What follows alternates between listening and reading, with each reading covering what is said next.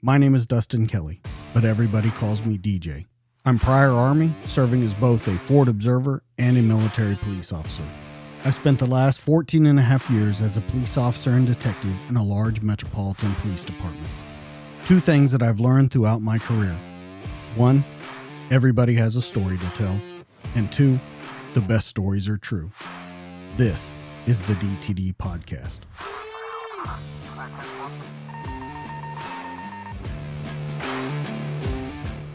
And we're live.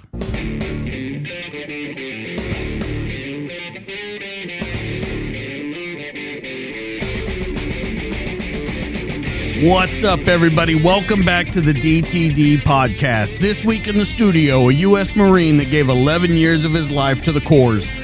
During his years of service, he served on 5 deployments with 1 trip to Iraq and 1 trip to Afghanistan. Although he has been an infantryman, all-Marine boxer, and combat instructor at the School of Infantry, during this conversation tonight, we're going to focus on his time as a squad leader in the Battle of Marjah. The injuries, both physical and psychological, that he received, and what it takes to dedicate your life to veterans and transitioning troops to make sure that they land on both feet upright upon their entry back into civilian life. Where far too often we hear that these Marines and soldiers lose focus, passion, and a mission to live their life by.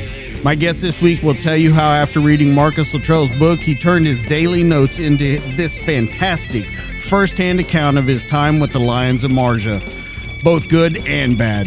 It's my pleasure to introduce former United States Marine and host of the Choices Not Chances podcast, Ryan Rogers. What's going on, my friend? Hey man, DJ, nice to be on. Humbled, honored to be here. I appreciate you having me on, man. Yeah, we've got a lot to talk about. This book, fantastic. What you're doing out there right now in this space is fantastic.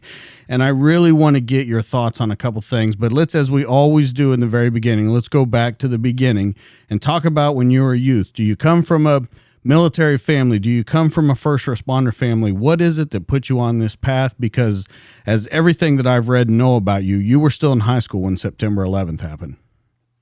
Yeah, that's right. No, I don't have notable, military members in my history, in my family. There's some speckled in and out, but nobody that was profoundly impacted my life. I know that my father's grandfather, so my great grandfather, he fought in World War II as an Army medic, and that would be the extent. And really my life looked like it was going a different way. I was playing baseball. I was in a general about a middle class family. I had, I didn't want for anything.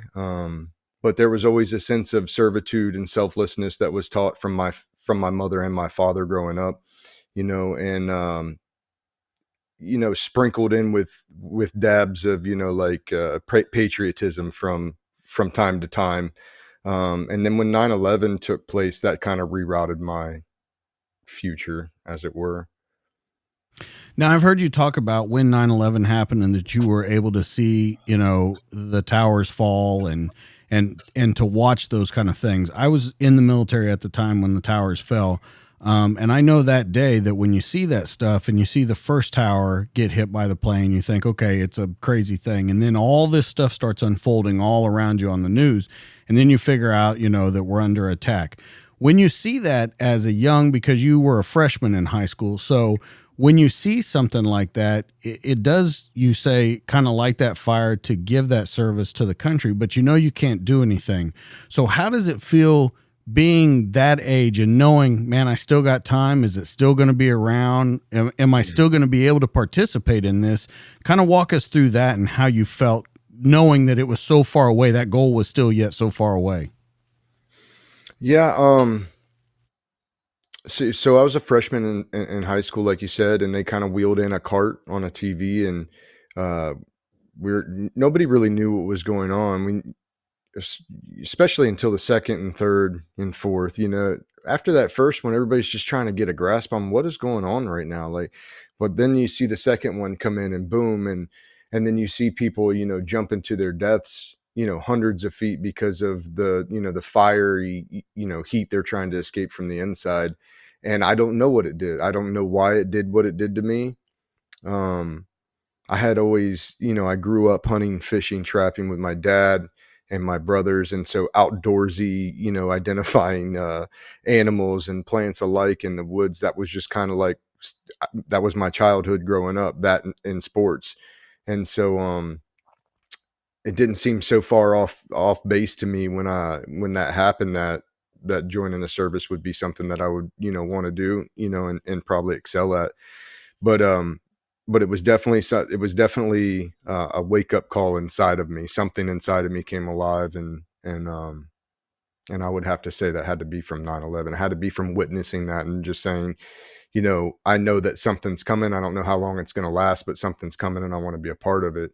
That woke up then, and then, like you said, I had to go through the next 3.5 years, um, watching the Marines in the initial invasion go through, the guys that Generation Kills made after going through and toppling statues and making short work, to, then moving into a coin based operation. You got on Nazaria and Phantom Fury with Fallujah was just as I was leaving for boot camp, or just as I had left for boot camp, getting into that boot camp area for my career. And so watching these things happen, at first you don't know how much time, and then it seemed to like, okay, well, this is going to be going on. And now, 2004, I'm graduating, and we're, Fallujah 1 and 2 happening. So there's no letdown, and those are big fights right there. And so it was like, I'm, going to get after it, going to get into it.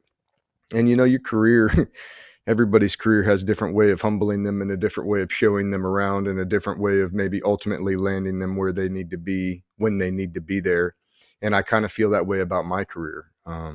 When I came in on a security forces contract, ultimately going to be an 0311, infantryman, but I'm going to go up and do some time at Fast Company in Norfolk.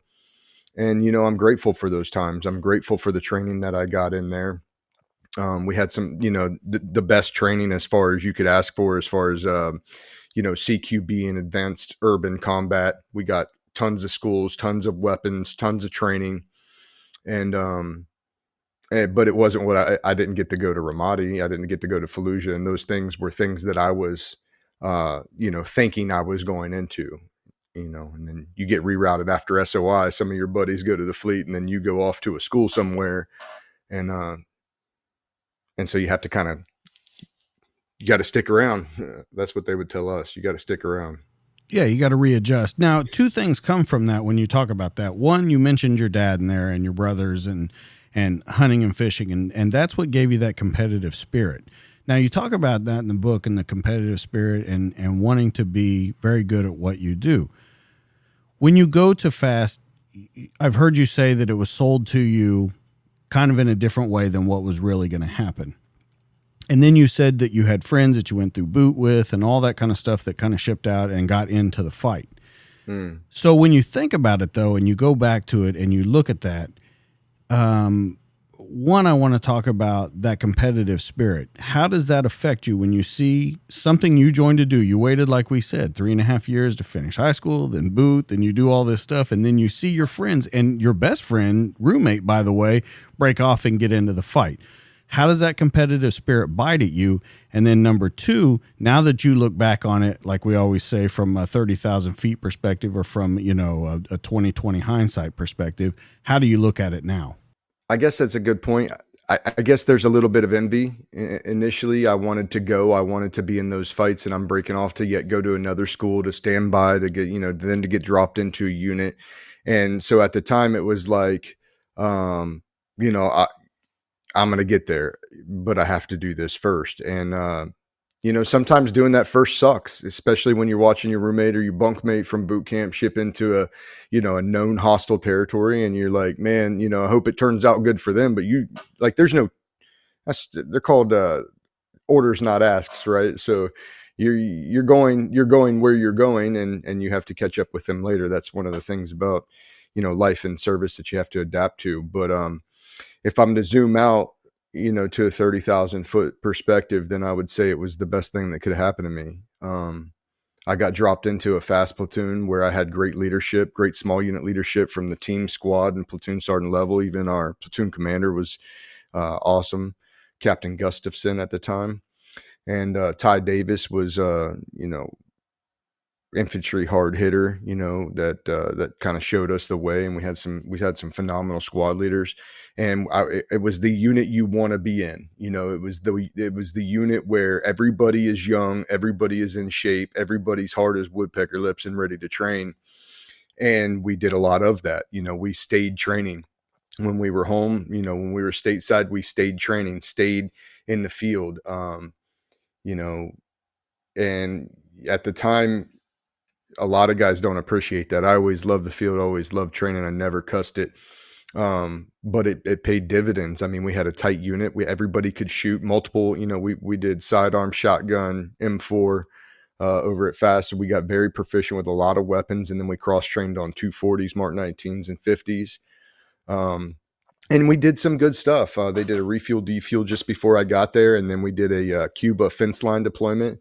And got to learn what, standing a mop tower by yourself for 8-hour shifts is all about, which is awesome. And just as awesome as it sounds anyway.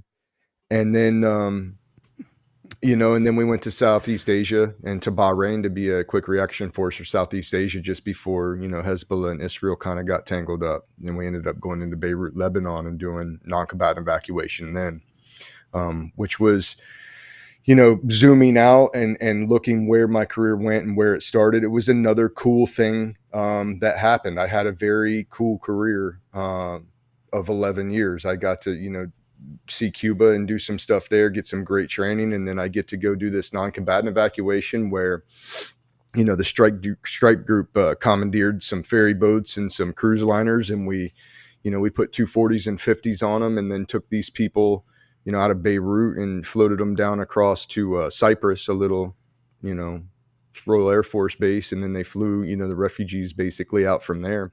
But it was that feel-good mission. We were helping people. And, a lot of our generation of Marines my generation of Marines didn't get to feel that, that type of mission, I think. A lot of it was just over, back, killing. And so I got to see some of that, that heartthrob that, I remember, I'll never forget it. We were on the way back and we're on this ferry boat. And I mean, it's way overpacked. I mean, people are shoulder to shoulder. It's hot. And there, nobody had water. Some people that were coming out of war-torn areas in Lebanon with, shrapnel and not horrible, but there were people fainting and, this, that, and the other thing. Well, we were ordered to go in plain clothes, and because they didn't want, an American face on this, non-combatant evacuation.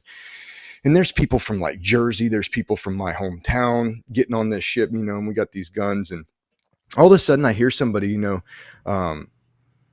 there's a little bit of tussle because they threw a prop. So here these people are coming out of this war-torn, missile explosion ridden area, and the boat throws a prop, and boom, the whole ship shakes. And I hear some of these kids from Jersey start saying, "Where's the Marines? Where's the Marines?" at a time like this. And like, we're on the boat with you, dude. We got you. And I thought that was kind of a cool thing. We ended up talking to them all the way back, but it was a good mission. And that platoon that I was with, they did great things, from the GP Marines on up through the leadership. There's a lot of moving parts. And it was a good mission.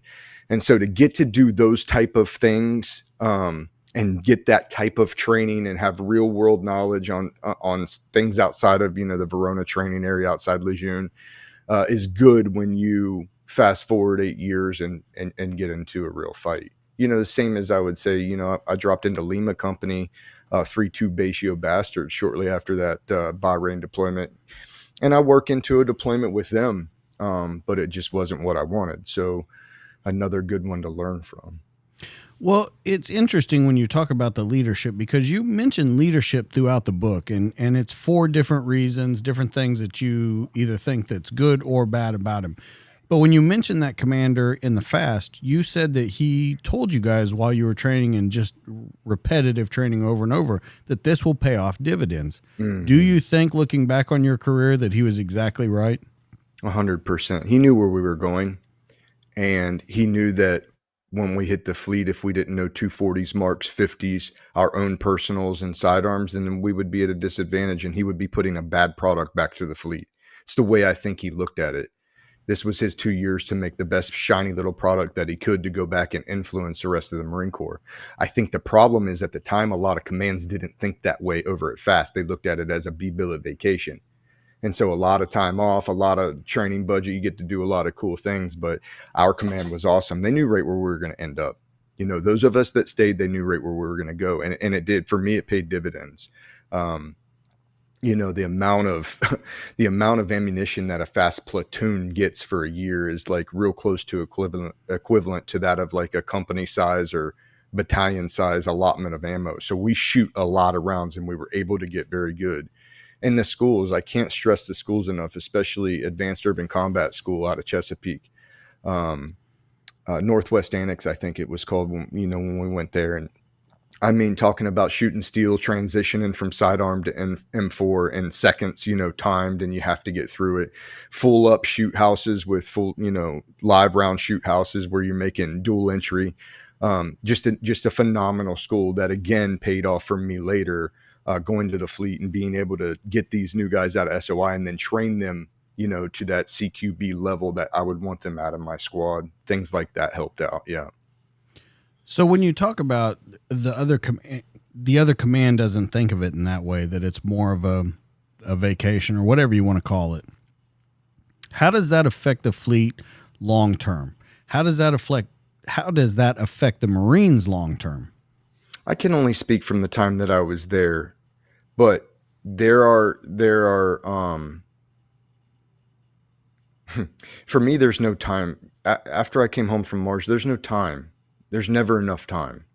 And to say that you're going to take 2 years and just kind of, be lackadaisical about your training, especially when a lot of these new guys are going to get dropped right into a fleet operating unit, and they're going to be expected to know things. And, the big gig when you leave fast to go to the fleet is you're going to get your eyes woken up because you haven't been there and they have. And it doesn't matter, what you think, you haven't been deploying and they have.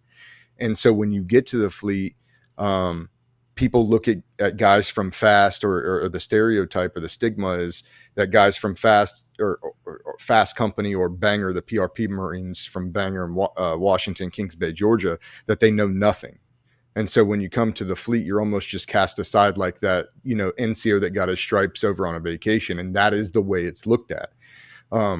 You have a guy that comes there, shows up, and actually, oh my God, he does know his stuff, and he can shoot, and he's calm in making decisions. Then quickly guys will form around that and say, okay, you are the exception to the rule. But the rule is that you're not worth anything coming from those commands, and it comes from this stereotype or this stigma. It didn't come from anywhere. It came from a bunch of commands taking 2-year vacations and putting a bad product back to the fleet. That's the way I see it.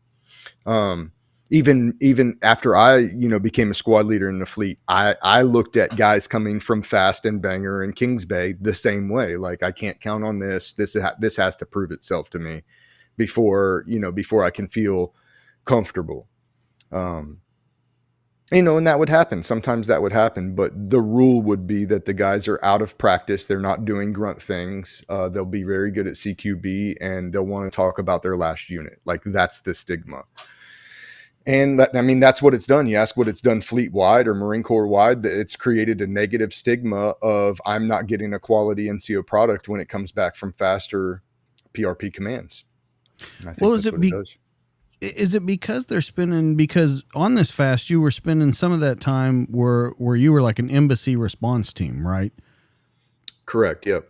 And so the way I look at that is the only way I can picture it when you say about the commands and the people that are in charge of it is they're just kind of looking to hop around the world and see some cool places and eat some cool food. And am I looking at it in the right way with how you're talking about it? I mean, I maybe talk about it a little bit too cavalier, but in my experience, from what I saw with my eyes, I know what my platoon did, and we stayed training. And I mean, not little AUC training. I mean, we stayed in the field. We stayed hiking on the beaches. We stayed running. Ty Davis, shout out Ty Davis. I mean, he trained us hard, just like we were a fleet infantry platoon. And he would talk about that. Y'all are going to thank me if, you're going to thank us one day for this, because this is what your life is. This ain't vacation up here, and the NCOs knew what he was talking about, but all of us were kind of like ignorant. Like we didn't really realize. So it set us up. So, yeah. So let's talk about this. So you do your Guantanamo Bay deployment. Now, a lot of people just want to know about that. It has such a lure to it, Guantanamo Bay, when they hear about it. But I want to hear the real thing from a guy that's been there. Now, you talk about, but I think it's something that paid off for you in the end. You talk about standing in the towers for 8 hours. But once again, I think that comes back and pays dividends that we'll talk about later on when you're on OP life. I think it paid back way for you. So let's talk about someone that was on the inside, what it's really like at Guantanamo, and let's cut that shiny lacquer off it. Yeah, I guess that's going to ruin it if you're hopelessly romantic about Guantanamo Bay stories being cool. Cool deployment, and I say that in all seriousness. It was a cool deployment. They had some bars, they had some nightlife there that you could take advantage of if you weren't on the the work cycle, and we got some great training in. But very tedious. I mean, that's what you said. It's post standing, and so you have two sides of the base, and we live on one side. We work on the other side essentially, and marine observation posts are what MOPs are. So you have these different MOP posts, around leeward and windward side, and they have to be manned at all times. And generally, they have a mirror post about a mile away, which is a Cuban post, and you get to watch them go up, and you have these like tourist big eye binoculars, and you watch each other. And, essentially the duties I think are to intercept Cuban asylum seekers, or CAS as they're known. And those are people just trying to get away from, the regime on that side. And maybe they're just trying to float away from the island. Sometimes they float away and come back on our side. Sometimes they try to cross over, the fence line, at which point they'd be taken in as a Cuban asylum seeker. They'd be turned into the headquarters, and then, an exchange back to Cuba would be, arranged down there at the gates. That's not something that I did. I never once had a Cuban asylum seeker seeking asylum from me at my post. About the extent of my enjoyable times working were watching the iguanas fight. We'd throw like little Oreos or something. It'd land. They'd come out and like gooseneck each other and kind of get after it over some Oreos. Or you could watch they had huge tarpon. There was a couple of posts right by the water, and you could see these huge tarpon going schooling up. But outside of that, I mean, no, we would work, and then we'd have, like 10 days on and then 10 days off. And in that 10 days off, it'd probably be 5 days of machine guns out in one of the salt flats somewhere. And then you'd have, maybe like a 96, an extended 96 to go out, everybody get good and drunk and try not to make, bad decisions, things of that nature. And that was kind of the extent of that deployment. It's nothing shiny. It's nothing special. Now, I was never in Camp America. I was never around the detainees from the Iraq and Afghanistan wars. I was never around them. Maybe those guys have different stories that they can tell. But that's not something that I would even enjoy. I don't enjoy being around prisoners. I don't enjoy that side of things. I don't think they should, if there's reason to take them, there's easy, reason to break them, in my opinion. So I just don't get it. Well, I was more thinking of A Few Good Men and, maybe a code red happening or something like that. I just wanted you to take the lacquer off that. But yeah, you point out a very good point where you're not on that side. But I think a lot of people think about that. They don't really think about the mission that's going on, the day-to-day grind. And I think that's overlooked a lot in the military and law enforcement, first responders, is that day-to-day grind. It does pay off in the end. If everything comes together like it's supposed to, it all pays off. That boredom, that repetition, all that stuff pays off. When you leave Guantanamo and you rotate into Southeast Asia, now you're doing a couple different things. You're an embassy fast response team. Anything kick up there where at any point where you're thinking, okay, I'm not in the battle, but it's pretty cool. And I'm talking about at the time it's happening, not looking back on it now. At the time, are you like, all right, this is pretty cool?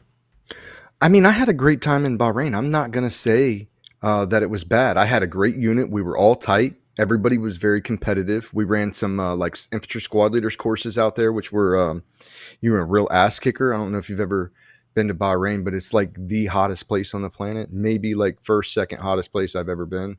Um, and just absolutely horrible. We were doing a Madus range, a 50 cal range, and a sandstorm blown in, and it was like 129 plus degrees out, and like shut down training completely. I just remember like, and again, going back to what you said, those things, those just working through the suck of elements and the suck of time, and all these things later helped out. But that range was by far the most miserable range I've ever been on.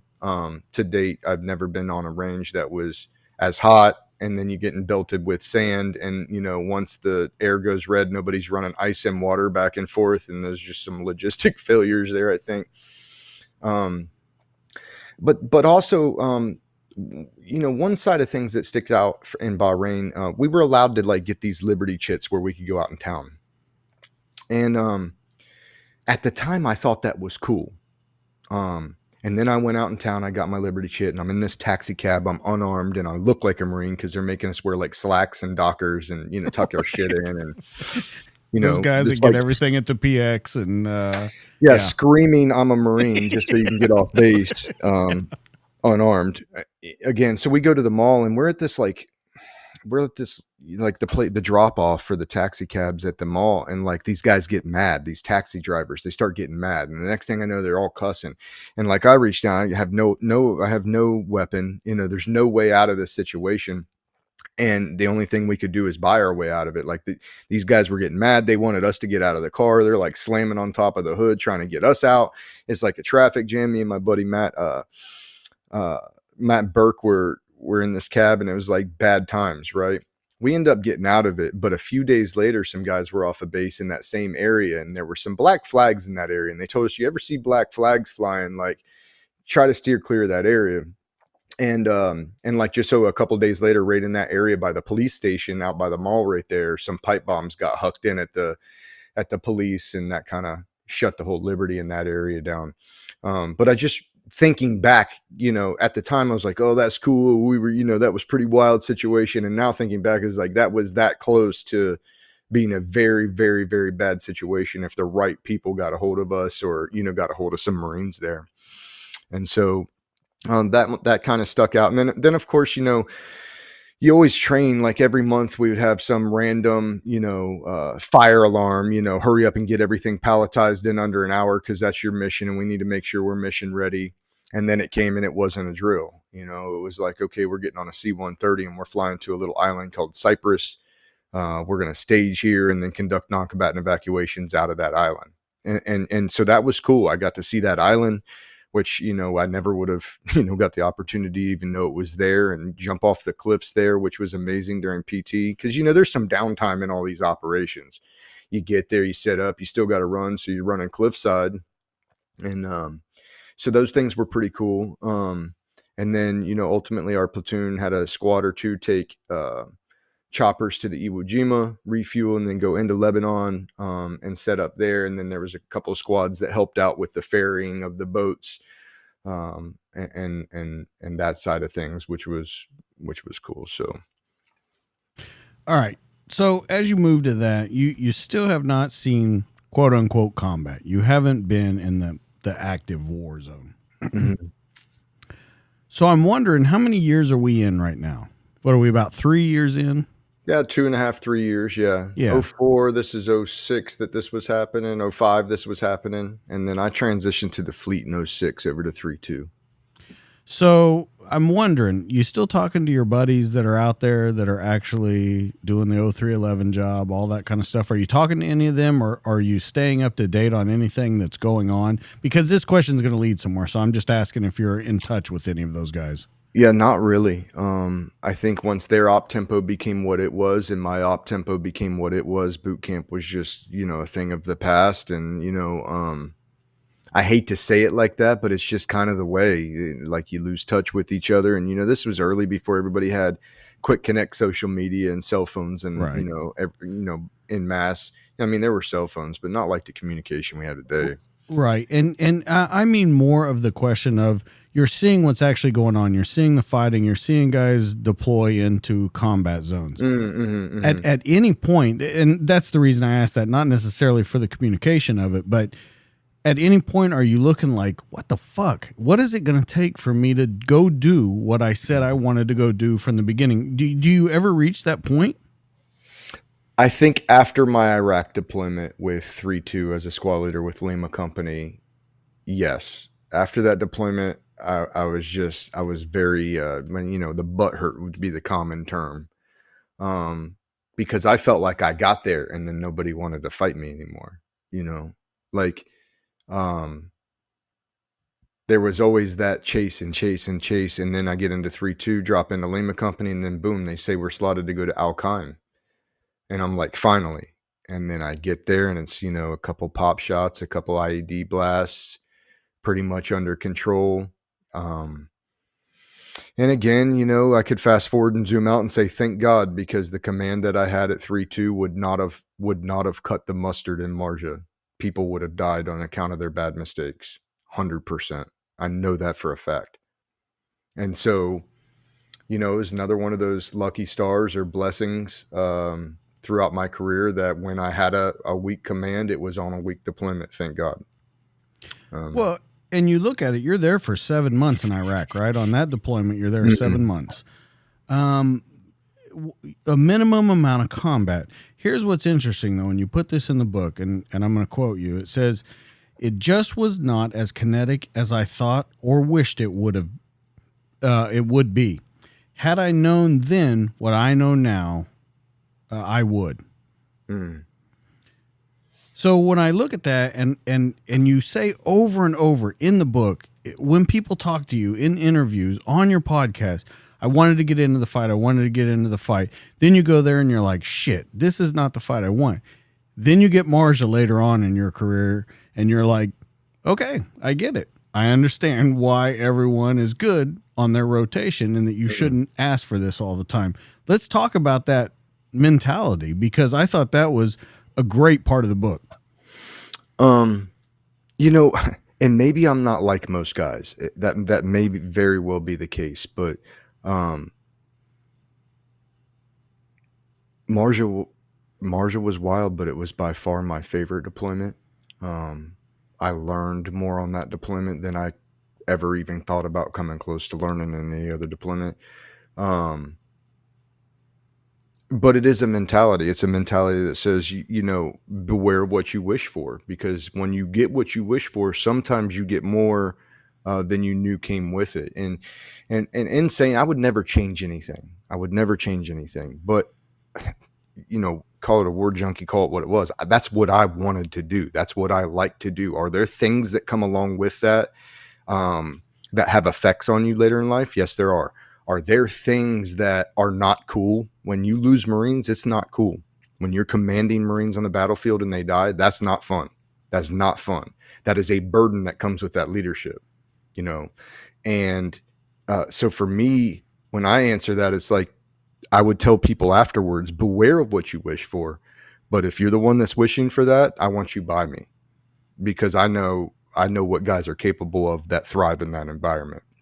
And so, yeah, it's strange, because after you get a Marjah type deployment, you look at the Iraq deployment, the slow one, and you say, you know what, I brought every one of my dudes back from that one.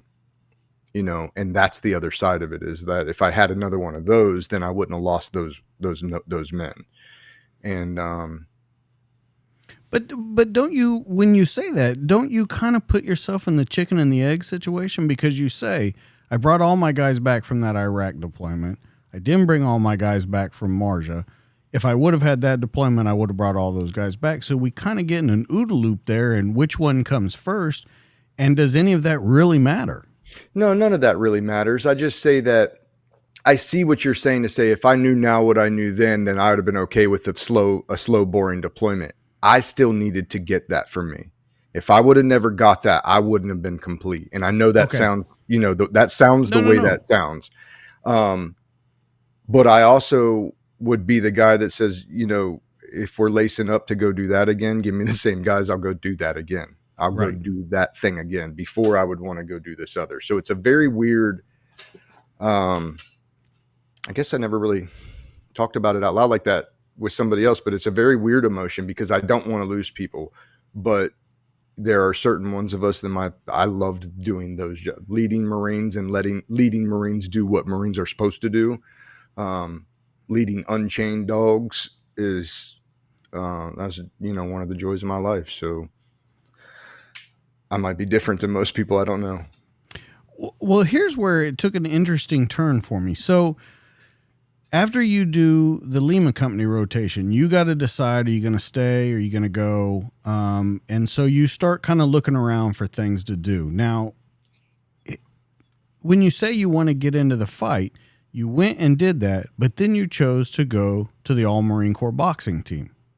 So it was a weird kind of paradox for me reading it and going, okay, wait a minute. Now you want to get in the fight and you don't know if you want to stick around, but you're going to go do this. So you got to kind of explain your mind state and what you're going through, because I feel like the way you wrote it was you were saying you still wanted to stick around.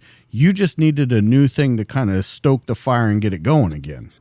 Well, I mean, so there's multiple things. I wanted that book to be more about the Lions of Marjah and less about my, Jody story with a wife at home. And so I was married at the time of the 3-2 deployment that fell apart during the deployment from the classic Jody story.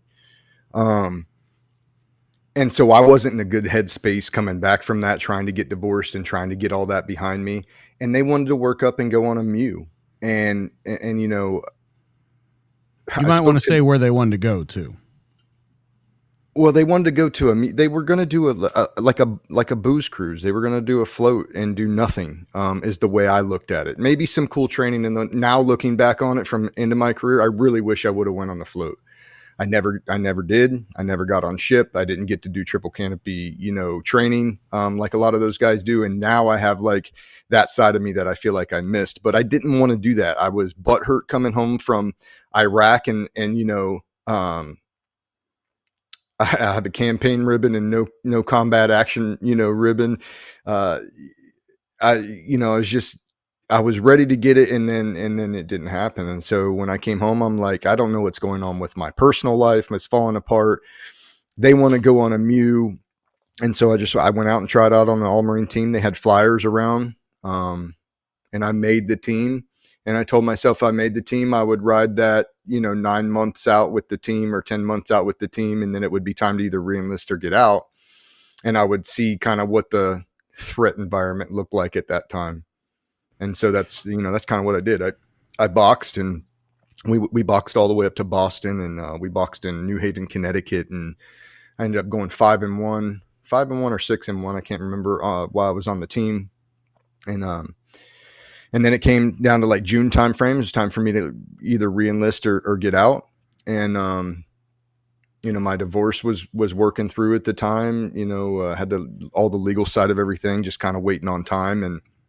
And there was no real reason to get out. If there ever was a reason to get out, it was because I was trying to salvage a marriage. And then, while I was on the boxing team, figured out that wasn't going to be a thing. And so then it was full gear back into it, especially with, RCT6 getting ready to stand up to go stand down Iraq would be at the time, which didn't turn out. But, I thought, okay, there's a combat deployment I can get on there. And so I re-enlisted. They had the OP4 bonuses at the time for Marines, operational forces. You get a little extra dime.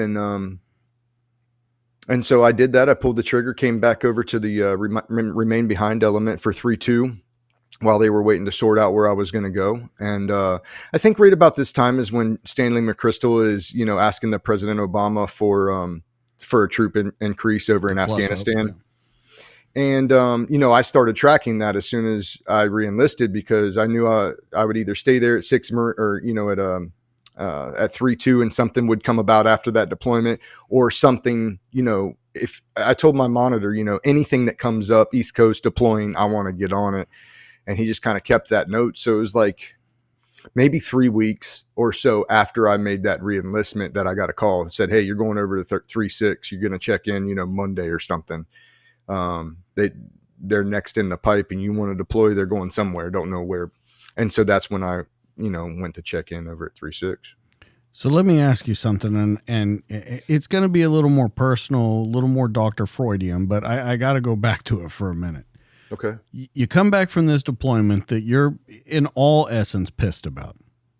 Your marriage is falling apart for whatever reason. We don't need to get into that. You really have no control over your professional life, your private life. Everything is just kind of a blur. You got to put me in your headspace at that time. Are you drinking? Are you angry? Are you what? Because it seems so strange to me that you went to the boxing, because that seems to me the only thing that would give you complete control over what you're doing. Training, boxing, fighting, it's all on you, and it's all for you to take charge of. Maybe it comes off like that, but really it was just, get home, not sure where I'm at in my relationship. I know she can't do deployments anymore if we stay together. So that would mean maybe I have to exit if I'm thinking that. And yeah, I was really pissed. I think it came more of like that. I had fought to get into Iraq and go get some. And then I get there and it was nothing to be got. My command was really, like I said, my command was really weak. I had a weak platoon sergeant and a weak lieutenant. And, I learned a lot from them. That's another one of those blessings. I learned what not to be from that platoon sergeant, and I learned what not to let happen with my lieutenants in the future. And, as best as I could imprint on them or change them, then I learned, what bad ones look like. So bad command, bad personal life, coming home, not sure if there's going to be another big surge of anywhere. And it was just, I had always boxed. I like to fight. And at least, I could fight somebody, that I was going to be able to fight. I would fight. Yeah. And that's my point. You can't fight the wife. You can't fight the Marine Corps. This is the only person that you can get in a ring literally and fight.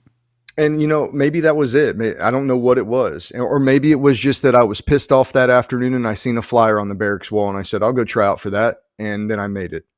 I don't think it can be that trivial. Not with how you talk about the rest of your... I really don't think it can be that maybe trivial, though. There has to be... I would think with you, there has to be some afterthought and forethought involved. Both of them looking long-term on it. I wanted to fight. I know that. And I didn't get to fight where I got sent. So that did let me fight. It did let me fight for the Marine Corps. And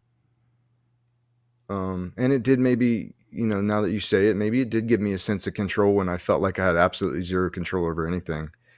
And, that's a very good possibility. I can't say that I had that forethought at the time, maybe more instinctual, but yeah, I'm not, I don't know. I seen a flyer. I said, I don't want to go on a float.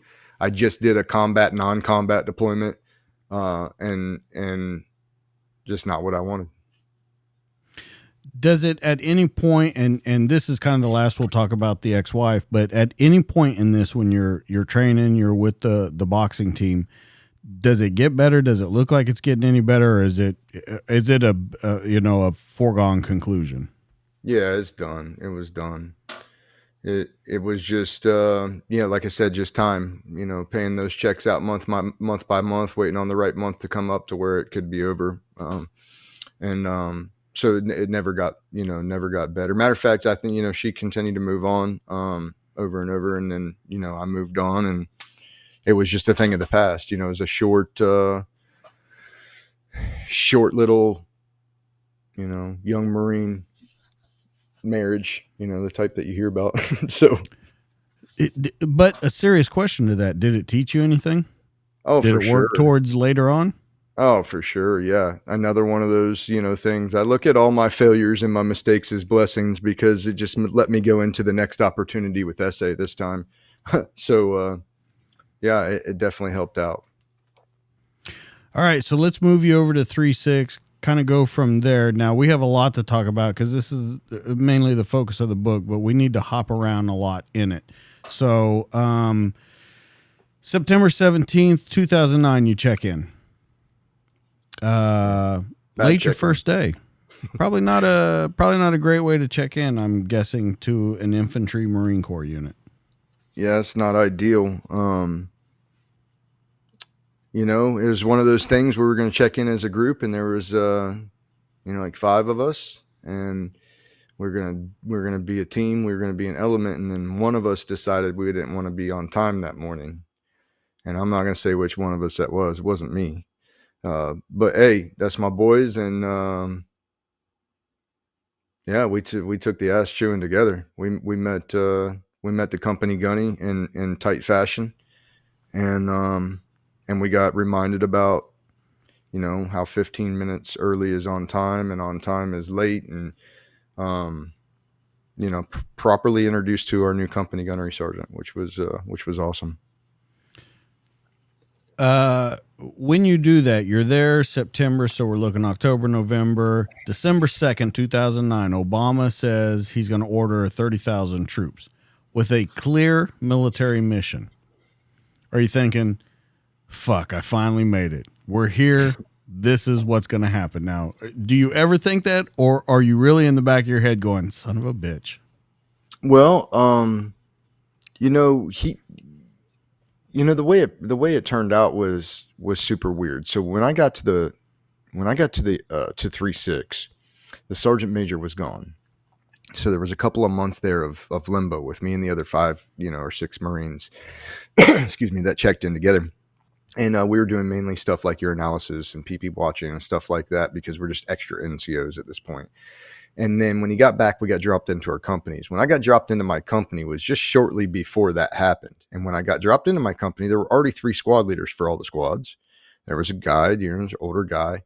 And, they're training up to do this Okinawa, I think, was what was on the slate. And then when that troop increase, came, and they'd already been to CAX, they'd already worked up. This is another beautiful thing that was overlooked, maybe even in the writing of my book, is that I come late. These guys are trained. These guys have been operating on a full workup for like 14 months or something like that at this point.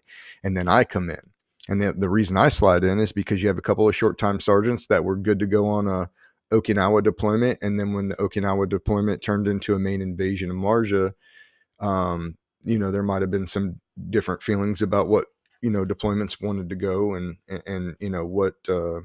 what people had left on their contracts and things of that nature. And so you had a couple of squad leader positions open up. And so I slide into second platoon. In like September or October, and we deploy January 2 or January 3. Like, I'm still trying to learn my guys' names. I got one field op with them, which was just a KD range to get battle zeros on our, on our rifles. And so that sets a different dynamic than, the 3-2 command that I had worked all the way up with, and went to CAX and these things. I just had to hope that these guys had good training, slide in, manage what I needed to manage until I figured the squad out, and then we could really cut loose, which happened later. But not to cut you off, but did that make you nervous? Because you talked so many times about that 3-2 unit and the command and how they couldn't, if a big thing would have happened. That's got to be on your mind the whole time you're working up and not really getting to work up. Yeah. There was so checking in, there was just not time to think about that. I guess it was like check in, boom, drop in. Hey, you got the Helo Dunker, a KD range, and then boom. Hey, by the way, we just got moved into this slot.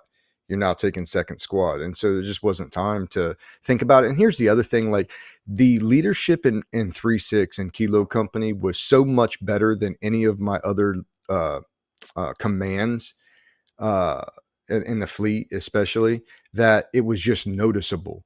Like when I fell in on these guys, I'm like, this fucking element is wired tight. Like these guys, I can work with this. And the command structure was awesome. My Staff Sergeant Joe Wright was awesome. To have somebody take you in, he's the old man, classic old man platoon sergeant.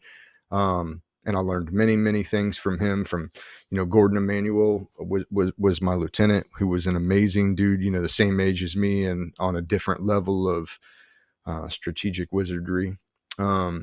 And so I just fell in on great guys, and I had good, good team leaders, that belonged to me in my squad, the other squad leaders, so I fell in on good guys, and I never thought about that. I just thought about, okay, it is what it is, and we'll fix it on the way if we have to fix it, but we don't have time to sit and dwell on it. This is it. This is the team, and we're leaving soon.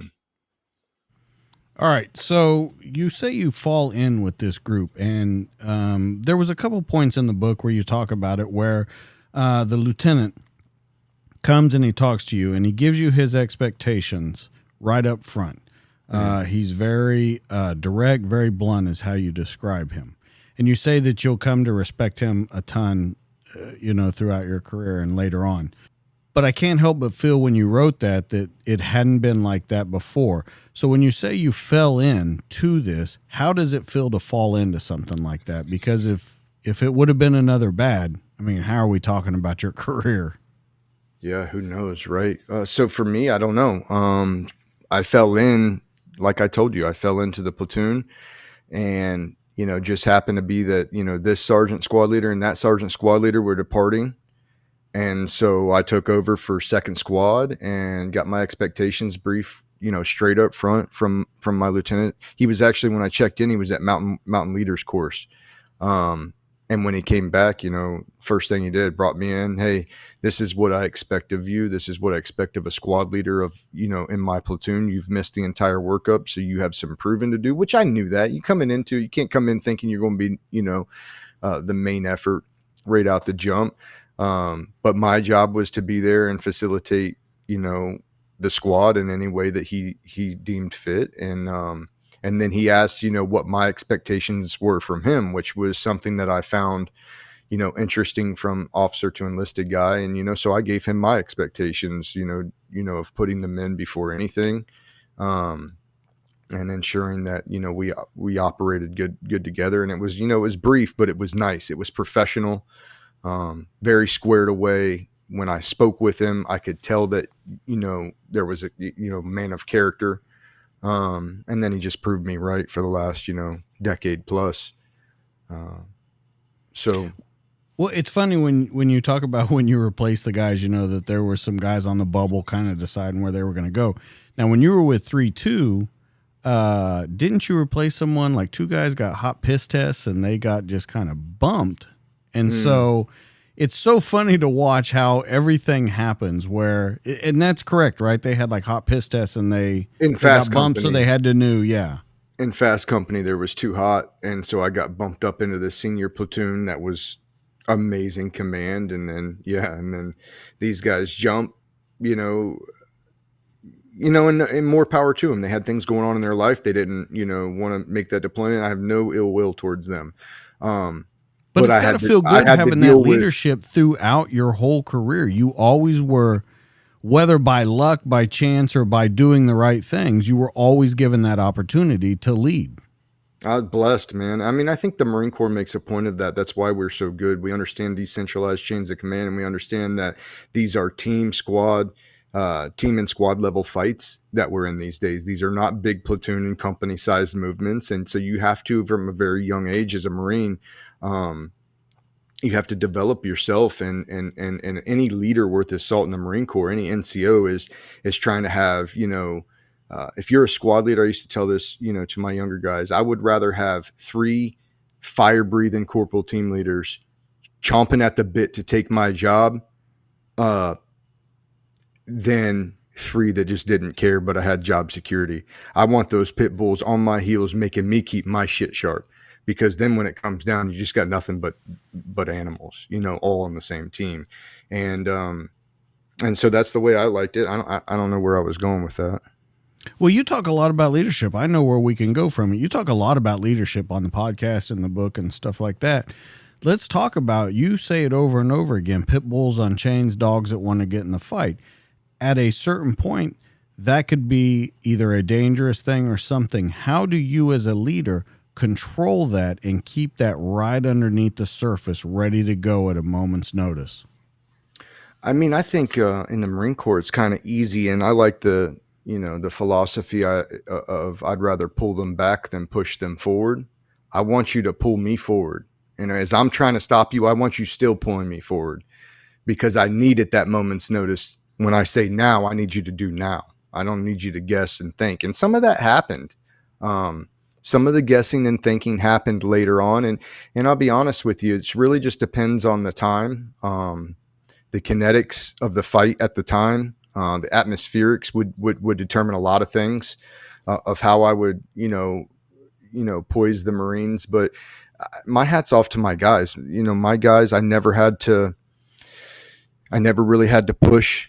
And there were a couple days, there were times that were scary, no doubt. I mean, we had several situations that, in that 7-8 months that were very dicey, and my guys operated like professionals. There was one time that, specifically towards the end of the deployment, I don't know if I talk about it in the book, maybe I do, but I had one of my younger guys. We had gotten a boot drop right before we left, like maybe 10 days before we left.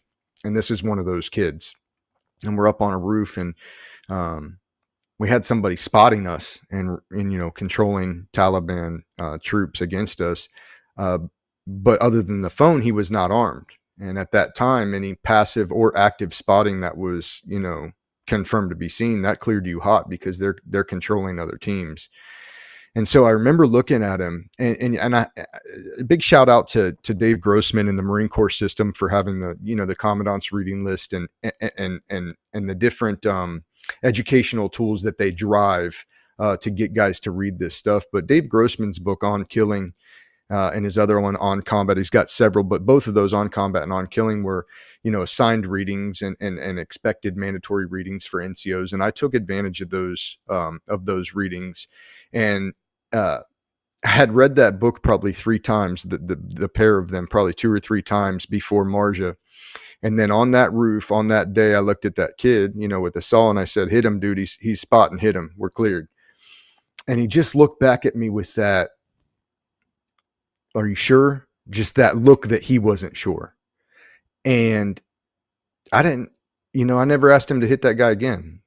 I pulled up, I put the dude down, I tapped his Kevlar, ain't no big deal, and walked away. But that book made me think, like, that situation at that time made me think about that book. Like, don't make this kid do something that in his heart he's not believing in right now, because he's fought this whole time. He's pulled the trigger. But on this one, he in his mind does not understand why you told him to do that. So now you need to do that. And so I was always thankful for that experience with that book. And now I try to drive that point home to, the hitters that are out there now, is like, hey, you need to be reading this stuff. It's not just like they're picking on you. This is going to help you understand yourself when things start coming undone. And so, that was a time I had to push. And I'd rather just push myself in a situation like that than push, into a bad spot for one of my junior guys. So. Okay, so let's talk about that. Do you ever talk to that guy after that and just say, you said he fought the whole time? Like, what was going on? Did you ever pull him aside and do that? No, I didn't. Or did you even care? I didn't feel like, no, I didn't care. I didn't feel like there was a reason to ask him. On that time, he decided that he wanted to shoot me some eyes that weren't sure. And if he wasn't sure, he wasn't sure. That guy, to me, that guy still has to go down. And if I got to put him down, I got to put him down. I understand the higher purpose. And sometimes when you're all the way zoomed in and you're a PFC and you have no idea why you're on this roof, 7 months after getting out of SOI, you're trying to figure things out still. And I just never thought about it again. I never brought it up. He never brought it up. It just wasn't a big deal. I feel like continuing to bring it up would be, I just don't think it would have accomplished anything other than maybe make him feel bad for not doing it. And there was no reason for that. So let me play devil's advocate with you for a minute. When you say you're a PFC and you're down there in the weeds and you don't know why you're there 7 months out of getting out of SOI, okay? This is what they say about law enforcement, and they say it about the military a lot. And it's a very simple answer, and it's never really set well. You're there because that's what you signed up for. That's why you're there. That's why you have to do it. And that is such a basic answer to me. I want to get your thoughts on that, because that's what a lot of people will say. Well, you're there. That's what you're supposed to do. You told him to fire. That's his job. Fire. Yeah, I just don't see it like that. And anybody I think that's been in a real kinetic gunfight, I don't think would see it like that at the end of the day either. This is 7 months in when I know my guys like the back of their hand. I know when they're sick by looking at them because their shade is off. This is when, I've watched this kid in combat be a lion, and pull that saw up and not have a problem. But in a situation where I give him a command to fire on an unarmed personnel and then he looks at me funny, I understand that I have hostile act and hostile intent. His mind might not have said that, and I don't care. I eliminated the target. They stopped moving on us. They were, and enough said. For the people that say, well, that's what he signed up for, then I would say, well, then I challenge you to come fight alongside me for 7.5 months and play and not have one fuck up. Or not have one moral dilemma inside your mind in a split second to where you just weren't sure. Because I guarantee you, I told that kid to fire a second time, he'd have striped him. He'd have ran him up. It just wasn't necessary, in my opinion. I think that's an excellent answer to it, and I know you have to know that. I know you have to have heard the Monday morning quarterbacks, the people that are out there that have never taken that oath or anything like that, saying that. And it's a great way that you say it. I challenge you to do it because a lot of the answer that you'll get is, nah, I don't want to. Yeah, I didn't sign up for it. Okay, well then. Exactly. Then sit there because you didn't and you weren't there. You're not. It's, I refer to my Marines as national treasures, and I have for some time now. I got to lead the nation's national treasures. And what do you lead? What do you do on a daily basis? These people that throw these comments out there, that's what they signed up for. Like sometimes when you sign the contract, though, it doesn't say you watch your friend get turned into a pink mist by a 50-pound jug of ammonium nitrate and aluminum. It doesn't say that. It doesn't say you have to carry your best friend to a chopper while he bleeds out on your shoulder. It doesn't tell you that. You know inherently that they may be a possibility because you're going to war. But the specific things that then you take into your cognitive thoughts of war and your cognitive memories of war, those are things that nobody ever asked for. You see what I'm saying? It's not absolutely what we wanted to happen. And at the end of the day, are they possible? Anything's possible when you got machines of war going at each other. But when you say, well, that's what you signed up for, actually, no, it's not. What I signed up for was to bring all of my guys home. That's what I signed up for, unmaimed and unhurt, psychologically or otherwise. That's what I signed up for. Just turns out that didn't happen this time, and we have to flex off that. Well, I'm glad you brought that up because that's something I definitely wanted to talk to you about. When you talk about that's what you signed up for, to bring all your guys home. There's a couple different points in the book. One, you're talking about loading up into the birds, and all you can think in your mind is get these guys off fast, get them off safe, get them off fast. Mm. That's one moment that I think about it, that you really rely, and you can tell by the way you write this book that you truly care about these guys. Mm. But the point that I want to talk about is when you have to talk to a father about bringing people home, bringing sons home. How old are you at this point? 23 years old. You got a father telling you that's a lot of weight to put in your rucksack and carry. Bring my son home. Bring that guy home. You can't promise that. You know you can't promise that. So how do you approach that situation? I probably handled it poorly. I don't know how everybody else handles it. I'm a guy that, especially post Marjah, but even before that, I'm an emotional guy. I'm a guy that I don't mind showing my emotions. If I'm sad, I don't mind, if I don't ever get scared, but I get anxious. So sometimes that'll show. And I know that day, was with the day we were leaving. We were, getting ready to deploy, and everybody's down there in the parking lots, saying their goodbyes. And I would make a point of it to say my goodbyes to my wife well before everybody's time to load up. I don't need my own bullshit in the way. That all their bullshit's already in their way. Somebody. I want you to tie on to that though, because we're coming back. We're going to circle back to that. Okay. It's just a lot of emotions when you're leaving, especially when you're leaving, on a deployment that now know you're going to be doing, a helo-borne invasion on, a pretty kinetic, portion of land would be, from the best reports that they could have. Guys are hugging their families for maybe the last time, and girlfriends, and then you got the single guys that are just, wild, man, just wide open running through the barracks. And so there's that fun part of it. But for me, is like, okay, it's time to go, guys. My family is gone, and made my way to the parking lot, and I'm, getting the guys that's loaded up, trying to get my last ones. And Travis Vocolo's, father standing out there, little short guy, just like Travis. And this guy's like a 2-tour Vietnam vet, just harder than woodpecker lips. And I'm like, Travis, you good? He's like, yep. So he goes in to like lean in to like hug his dad, maybe for the last time.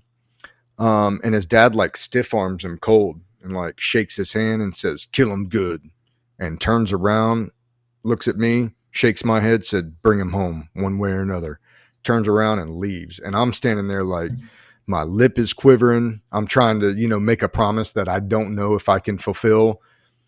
And it was just one of those moments. It was something you see in a movie. And that stuck with me, because then, his son is going to be the first guy in my squad that ends up getting hit, going into the push. But it's it's an experience, man. Dealing with parents is something that I've never gotten good at, both before and after. It's just, I can never, now as a father, I just can't imagine looking at a 24-year-old me and saying, I'm putting my faith in you. I can't imagine doing it with my children. So it's one of those parts of the job that you do in the beginning and you do in the end, and hopefully the one in the end is smiles, because it gets very complicated after that. And the reason I bring it up, the first point of it is you're 23 years old. What are you going to tell this guy? You've been to combat, non-combat. You know what you're going into. It's probably going to be worse than the time before. You know this guy has done his time. What do you tell this guy? I think my job at that point is to do exactly what I say and say, yes, sir, I will. I will bring him home one way or another. And then I need to use that as motivation to bring him home one way or another. You can't, what else can you do? Exactly. If you look scared and you hesitate, then that Vietnam veteran's going to eat you up right there before you leave. Yep. If you look confident and you say, we got him, sir, no problem, then he's going to go home better that night, regardless of how I actually feel inside me. That's not, but I actually felt that, like, yeah, I'm going to get them. They're coming home. That's how I felt. And if you don't feel like that going into a deployment, then you should, you should recuse yourself and say, I don't feel like I can bring everybody home. Somebody else needs to take my spot. That would be the honorable thing to do. So let's rotate. I said I want to circle back to it. You have your family leave before anyone gets there, because you said, by your own words, and you say it in the book, you don't need your own bullshit there. Nope. But we just talked about that father that's saying, bring my son home. You've got your family that wants you to come home, and they're leaving before anyone else, and you're having to get your stuff. The question that I'm trying to go around to is, I don't want to say, is it fair to them? But they're just as concerned as those other people. Do you think at any point that more time should have been spent with them? More time explaining? More, do you understand what I'm getting at? Do you mean with my family? Yes. So my family consisted of my wife at the time, newlywed, second wife, best wife, still with her, light of my life, mother of my children. And at that time we had no kids. And man, the way I see it is, even at that same time, when the job comes and there's a job to do, I flip a switch. And, that would have made my 5th deployment. I had been in the in and out rotations before. And it was like, it was just a thing to me. It was like, hey, you leave a little bit earlier, my guys are going to have some clouds in their eyes and stuff, so give me a hug, let's do the crying thing out of sight. And then she would get under her way. And, surely if I had kids at the time, I would have spent more time, with my kids, but to a point, and then I would have to let them get away, get myself together so that I can go handle, my guys. Okay. And so I don't know that I would have done it much different. I definitely spent tons of time on leave and leading up to that day with my wife, best we could, prior to leaving. But at the time, it was when I woke up that morning, I flipped the switch in my head, boom, it's on. And, now you need to go because I need to go do this thing. And my wife understood, even though that was her first deployment, my wife understood that I have to go somewhere else to do my job. Not physically. In my head, I have to go to another place to do my job properly. And that other place does not have you in it. You're not in that other place. You're in this other place back at home, this reality. Where I'm going, communication with you is bad for me. Thinking about you is bad for me. So I have to go to this other place. And so, after enough practice, you can learn, how to flip that, I think. At least flip it on. Flipping it off is tricky, but flipping it on is a little easier. All right, so let's talk about that. 5 deployments in. How's your mental health? I would say at the time I was great. 100%. I hadn't lost anybody. I had no reason to have any kind of, cognitive issues. I'd never been blown up, outside of just regular training, detonations and things of that nature. So I was good there. I was square. I was in a decent relationship and marriage at the point. And going into it, I was good. How's your body?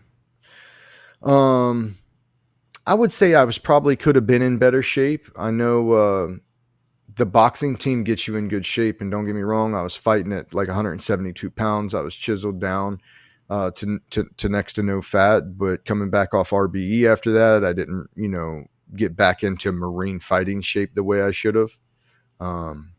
It's a different kind of shape. So maybe I was could have been in better shape, but outside of that, I was no injuries. I had no nothing wrong with me. I was not sick. Get sick a whole lot, so I just felt good. And my headspace was good. My body was good. I felt ready. Felt good. Okay. So we roll in February 12th. You're supposed to mission set to start. You're held off until the 13th. When that initial hold off happens from the 12th to the 13th, what are your thoughts on it? And do you think, here we go again? Yeah, I don't know if they're just trying to piss us off, or there were some rumors that a bus wrecked, and looking back on it now, it's like you had like close to 100 aircrafts coordinated on a night. Like clearly, we just got the wrong night. We thought it was the wrong night, is what I think. There's all kinds of rumors about why it may have been held off or whatnot, but I don't know. Never got a straight answer from that on anybody. I learned some hard lessons that night. I talk about in the book how I thought we were going in, so everything was geared up and everything was palletized that we didn't need, which was all of our warming layers and such. And so I had covered up with my tarp, my poncho liner tarp that night, and it doesn't breathe. And so all my condensation ended up on my tarp and then dripping back down all over me that night. And so I woke up the morning that we actually pushed soaking wet battle fatigues. And so, learned a lesson that night, but we didn't deploy until the next night. We didn't actually make our way to the airfield till the next night. Can you put us in your mind state going in?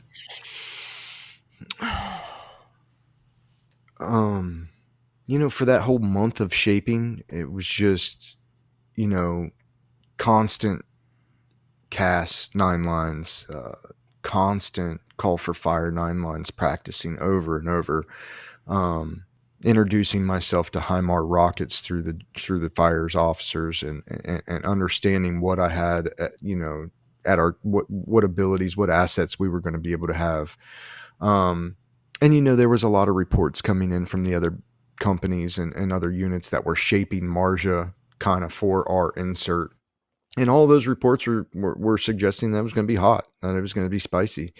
And so my mindset was just locked in, like, let's get after it. My guys on and off drills with tourniquets, call for fires, JTAC, I'm JFO certified. Corporal Charette, the co-host of the show, Choice is Not Chances show, he's my APL in Marjah, just spinning up, getting ready. And, we were at Dwyer, and then they moved us back to Leatherneck to invade out of Leatherneck. And we ran this one last little range, popped everybody's cherry, as far as getting dopes in. And we worked with our A&A guys. We used APOBs, we used RPGs, and just broke everybody in this range. And then, we had like one more meeting as a platoon where we got our heads right, and everybody just kind of understood that, hey, it's us. it's us from here out.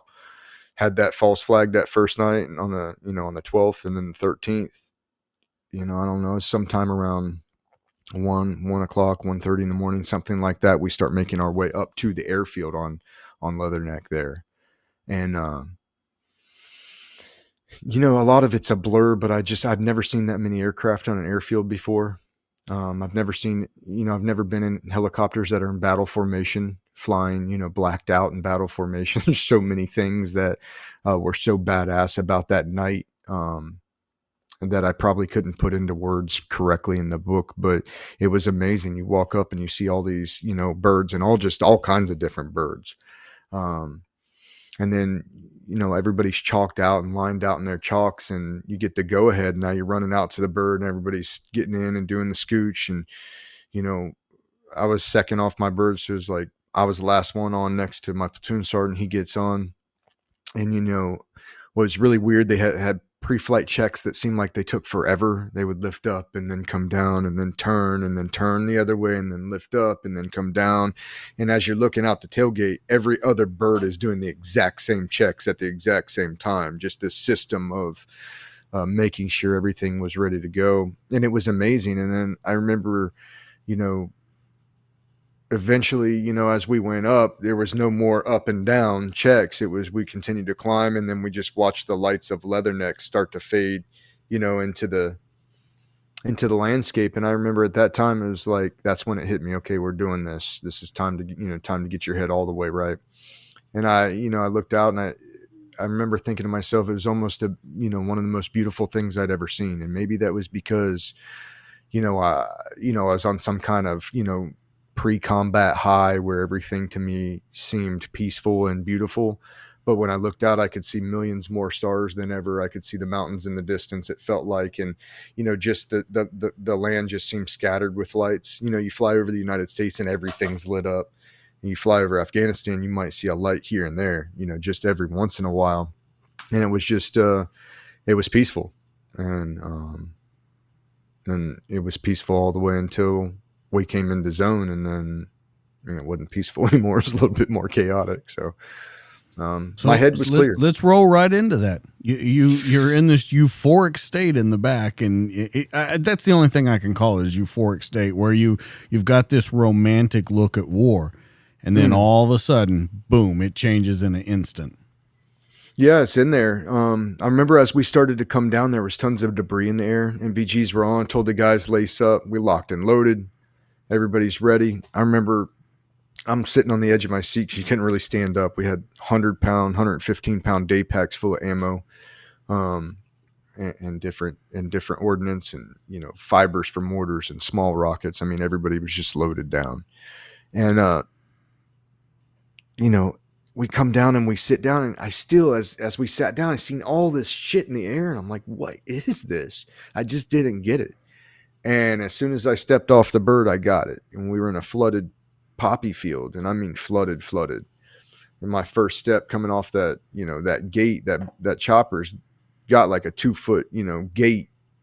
And I came off that and went like damn near to my kneecaps. And then everybody coming out behind you, because we had this sexy idea of on, off, secure the perimeter, everybody's good, because that's how it's supposed to go. Right. And that's how we've trained it all week. And then Murphy was in the field with some water, and we had a dog pile of 50 submarine chalk that was stacked up on each other, 4 or 5 weapons that were clean enough to operate.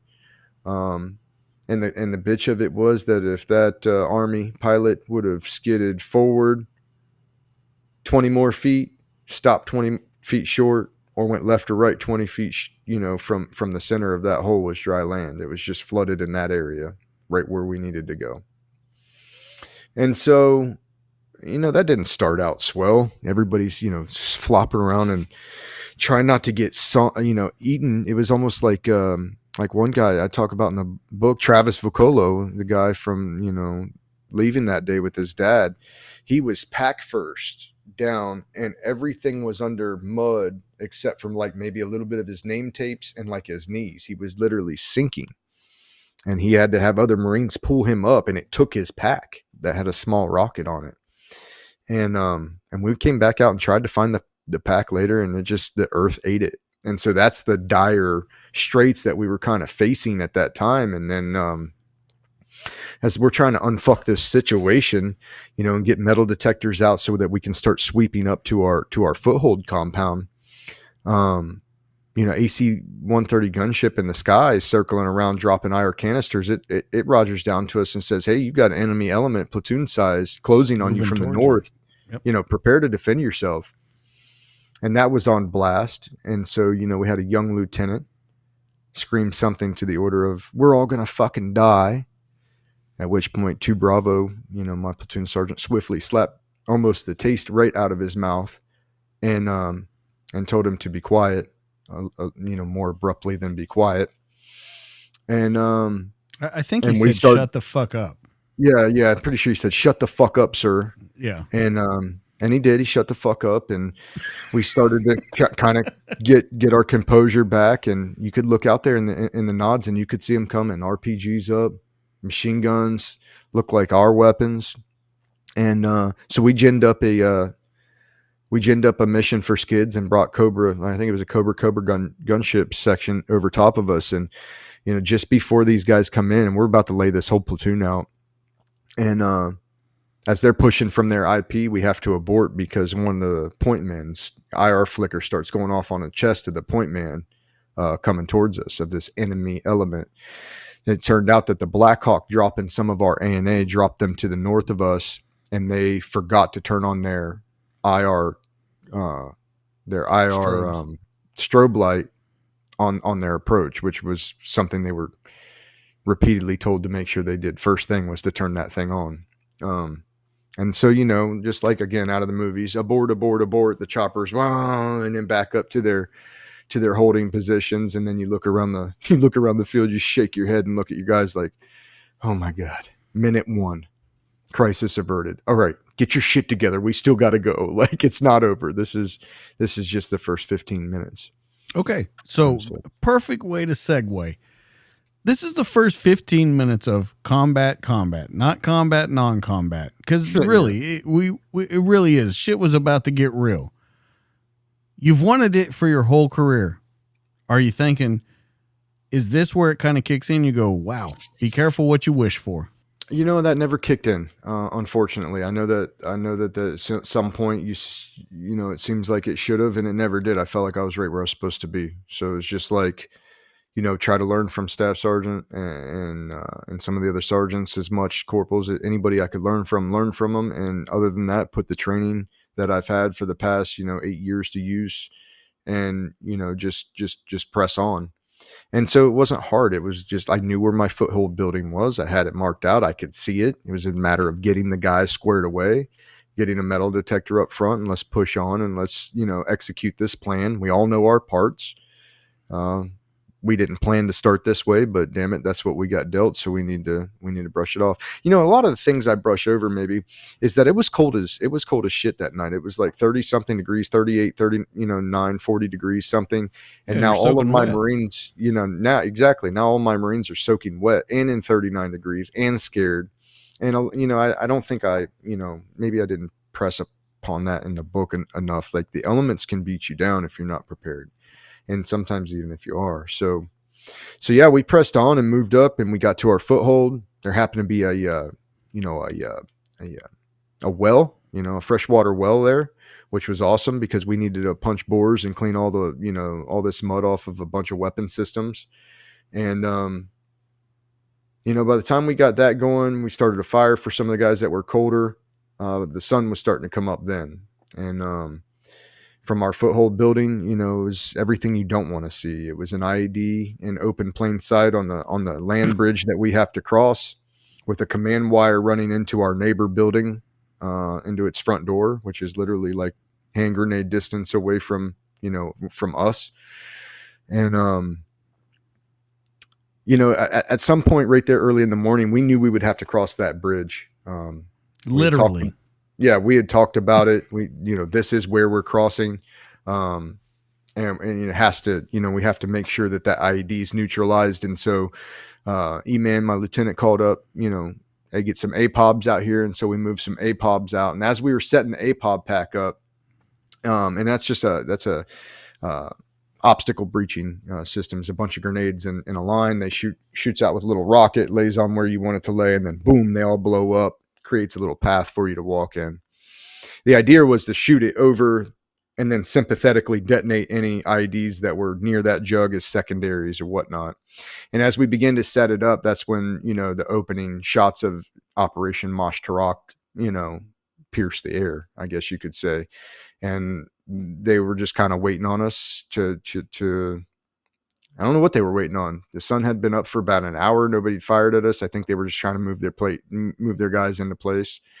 And then while we were out there exposed with that APOB system originally, they opened fire. And they opened fire from our north where we landed. And then it was on after that. The machine guns open up and return fire. I grabbed my security team that I had with me, and we ran back into the compound that we had. And there was like this little step of poppy stems that led up right to the, I guess that'd be like the northwest corner of the compound my guys were holding in. I ran right up those stems and came up, and I had a corporal simmering on the saw, one of my guys with me. And as I got up there, I'm kind of scanning, and I pick up the two enemy fighters running through this little ditch line, this little tree line to the north. And if you follow that up like 800 meters, there's another compound up there with a bunch of guys with black dish dashes and what looks to be mortars or RPGs. We don't know what they have. And so instantly I pull up and I let a couple of rounds go, wop, wop. And I watch him hit at the fighter's feet. I thought he was about 300 and I was wrong. He's about 400. Watch the dust blow up. Well, they stopped when those two rounds, pap, pap, hit the sand. Those guys stopped and looked over, and I just pulled up my 400, and boom, boom, let a couple more fly. Boom, that hit the one guy in the back. He kind of goes down, and I'm shooting tracers because I'm trying to mark for my squad. So as soon as those tracers hit that guy and he piles over, simmering on the saw, and a couple other guys open fire and take out his buddy in the tree line. And then, it goes on and on from there, but I adjusted some mortars onto the building in the back that they were running to. I don't think we ended up getting a good fire for effect on the building, but we got real close. And there were some other things, happening now. Fixed wing aircraft are coming in to drop 500-pound JDAMs up, for somebody else in the platoon and company over here, because it's kind of a company spearheaded fight coming into that area. And so it was a wild opening. I mean, it was sun up to sundown until we finally got over, consolidated at the company position on night one. With you saying that, I want to read another thing from your book to you. You talk about that this opened up first morning, hour of sunlight in, you're rocking and rolling the very first day, the whole day until night. You say your number one and most important tool or weapon in a fight is your mind. And then you skip down another paragraph and you say the Taliban 20-year-old is far more experienced than a Marine 20-year-old, especially in terms of what they believe the world is. For a 20-year-old Taliban soldier, death is common and gore is welcomed. Now, a lot of people talk about that we were a far superior force over there, but I want you to talk about that mind state because we've already mentioned it. Your guys are cold. You landed in water. They're scared. It's their first. Let's go over what you're up against that very first day. And what I mean is not necessarily the soldier that you're up against, but with your own guys of getting them into the mind state like, hey, welcome to your life for the next 6 months. Just to briefly touch on what I mean by that. What I mean by that is in many times, and many of these tribes are invaded by the Taliban, and the Taliban come in and, if your child's between, 8, 10, and 15, a lot of times this child's now going to go with them, and he's going to learn the trade, and he's going to learn how to gunfight. And in many countries, they have these training camps that, you want to talk about brutal. Our guys have never even killed anybody, and all they've shot is plastic targets at 18. And sometimes these kids at 12, 13 years old are live fire clearing a house with tied up, let's call them bad guys, whoever the Taliban deem that, they're going to use as cannon fodder. And these kids are coming in and they're getting live tissue execution training, at a very young age. And I'm not saying that's that's common and that's happening all the time, but I know that it's happened and I know that it will continue to happen. And so then you flip over to the other side. And now you got, an 18-year-old Marine that's never killed anybody. He has very light training as far as boot camp's concerned. And then he has maybe a 1-year workup coming over. But in his life, in his American life, his struggles that he's had to deal with on a mental level are not anywhere close to some of the struggles that these kids have had to deal with that are now 18 years old, drug addicted, and bloodlust combat savvy. And so I don't want to make them into this big bad wolf. I'm just simply saying that for our guys are back on the time scale of training compared to some of these fighters that have been doing this since they were 10, 11, 12 years old. And so to get them in the mindset of, hey, now you need to kill, sometimes I guess maybe in some units that take something from the time that we dropped in to the mud in Marjah, everybody was on that page. I didn't have to impress upon the guys what we were getting into. Like the situation itself did that. That's pretty incredible, though, that you go into the very first day and it's that well. And that's got to reflect a little bit on the training and the lead up and the leadership. Don't you agree? Completely agree. I mean, you'll time and time again, you'll hear Marines either write about or speak about their actions, and the training kicks in. When you're in that situation, you go into fight, flight, or freeze mode. And when you're trained properly, you go into fight mode, and you go into a regimented exercise of immediate action drills that your body knows so well from training it so many times that you don't have to think. In my book, I talk about becoming into this flow state where several hours of operations and your body is, I'm not going to say on autopilot, but that's almost what it would seem like, is that you're out of your body and you're just, it's happening. It's doing what it's supposed to do. And I've seen that in several Marines. So I want to talk a little bit about OP life. And I want to talk about it because at one point in there, you say that SOPs were telling you guys that it'd be getting hot. Operation forces would be coming in on you. You set up locations, you get a couple positions ready, but you mentioned in there that was the scariest night of your life and you didn't sleep at all. Now you've seen it and maybe compare it to the rest of the book, but I kind of want to hear from your own mouth, what it was about that was so different from everything else. So, OP life in itself is a bit different because you're still supporting a local patrol effort, but it's like you might send out 5 or 6 guys that are going to do a local little hop right around your OP just to make sure nobody's backlaying, nobody's doing anything shady. And so there's not a whole lot of kinetic go out and get them, but you are, the reason we were hard pointing this area and had this combat outpost was because we were picketing 605 and 608, which were the 2 MSRs coming in and out of North Marjah proper where we're operating. And what we didn't want to happen is them continue to backlay IEDs. That way, when we're traveling back and forth between Cop Riley and Camp Hansen, we're losing trucks, we're losing guys because they're stuffing 50 to 100 pound jugs of ammonium nitrate and aluminum and they're blowing them up. And so it was like, okay, well then we're going to picket. Every couple of clicks, we're going to have a new OP that can see OP to OP damn near. That way, nobody's coming in and backlaying IEDs. And so that was the mission, was to keep the MSRs open and interdict enemy movement for sure. And so that's what you got to understand. And then what you got to understand about OP2, which was my OP, is that OP2 didn't have a roof. The roof at OP2 was cami netting. It was one small compound with cami netting roof with a rather large courtyard, that had one entrance on the east side and one entrance on the west side, or exit. And so when you're living in a compound with no roof, and then you get a call that says the ICOM chatter Marines are picking up transmissions that the Taliban are going to attack the OP on 608 with no roof, and they're going to attack it in force, then you got to think about manpower. Manpower, I had 7 Marines with me, 1 corpsman. This is, at this point we'd lost Makowitz, we'd lost Vocolo to gunshot, and MRSA for Makowitz. He had a banged up leg, in the push, and he got infected, right? Ended up getting infected, yeah. And then he had to get, he had bad times waiting for him, so I didn't get him back. And so you got a little bit out from the platoon, and then we would have like 7 or 8 Afghan National Army guys with us.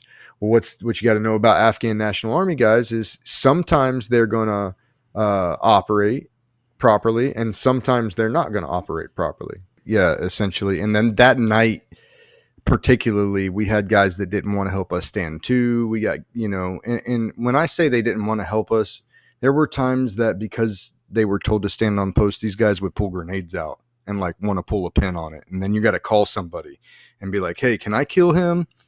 Because he's aiming a gun at my guys over post. And, things like that actually happened several times. Not where we were, we didn't ever kill any of our fellow ANA brethren, but there were several calls where like, hey, if he keeps pointing his gun at my guys, I'm going to shoot this guy. And then they'd have their Kandak commander get on the hook, and then they'd go to post, you know what I mean? But not a disciplined unit. And the guys that we had that night were just kind of like that. They were just not the ones you wanted to have in a fight. And so we get this call that, these guys are massing numbers and they're going to move on our OP, and that's uncomfortable, especially when your numbers are weak. And the counterpart Afghans that we had, I knew what they were capable of, doing and not doing. And so, I think a lot of it is just the unknown. Where are they going to come from? What side? Is it really my building they're looking at? And we were fine. We stood to. Everybody stayed awake. I put claymore mines inside of both of the entrance and entrances on of the building. So if they were going to come get us, they were going to have to pay for it if they wanted to get in. And if we're doing our job right with our stand 2 posts up, we have 360-degree visibility on everything coming into us, and we should be engaging them and hitting them way further out than ever having to bring those claymores to bear. But we were ready to do that. And, I spent my night roving the posts and, holding on to claymore clackers until the sun came up the next morning with my APL Matt, on the other side of me. If I'm leaving to walk the post, and take my turn, roving out with the guys and getting eyes on, he'd be sitting there with 2 clackers, one to each entrance. And vice versa. When he would go out, I would have to do the same. And at the end of the day, better safe than sorry is how we looked at it. Everybody was tired the next day, but we didn't get attacked that night. And a big thing is when you're in a building that doesn't have a roof on it, then good hand grenades and good mortar shots, becomes more dire. You're way less defendable. So 3 months, 5 months, and 7 months into your deployment, I want to talk about your mental state, physical state, and just tell me kind of what you're feeling. Let's start with 3 months in. 3 months in, a machine chiseled, all the way down to 160 something pounds probably. We were a little malnourished in the beginning. We ran out of food, and so that was an issue. But then moving through, the food got in, supplies got in. Now we're operating, moving several clicks a day under kit and load and fighting for a lot of it. So you shed the pounds and any unnecessary fat pretty quick. And so everybody was in great shape. Mentally, 3 months in, we had lost some guys. On the 21st of February, we lose Matthias Hansen, sorry. And he, that was the one that let us know we weren't invincible. To that point, Vocolo had been shot, but it was a through and through. And ultimately he was running the DETFAC on Camp Hansen later.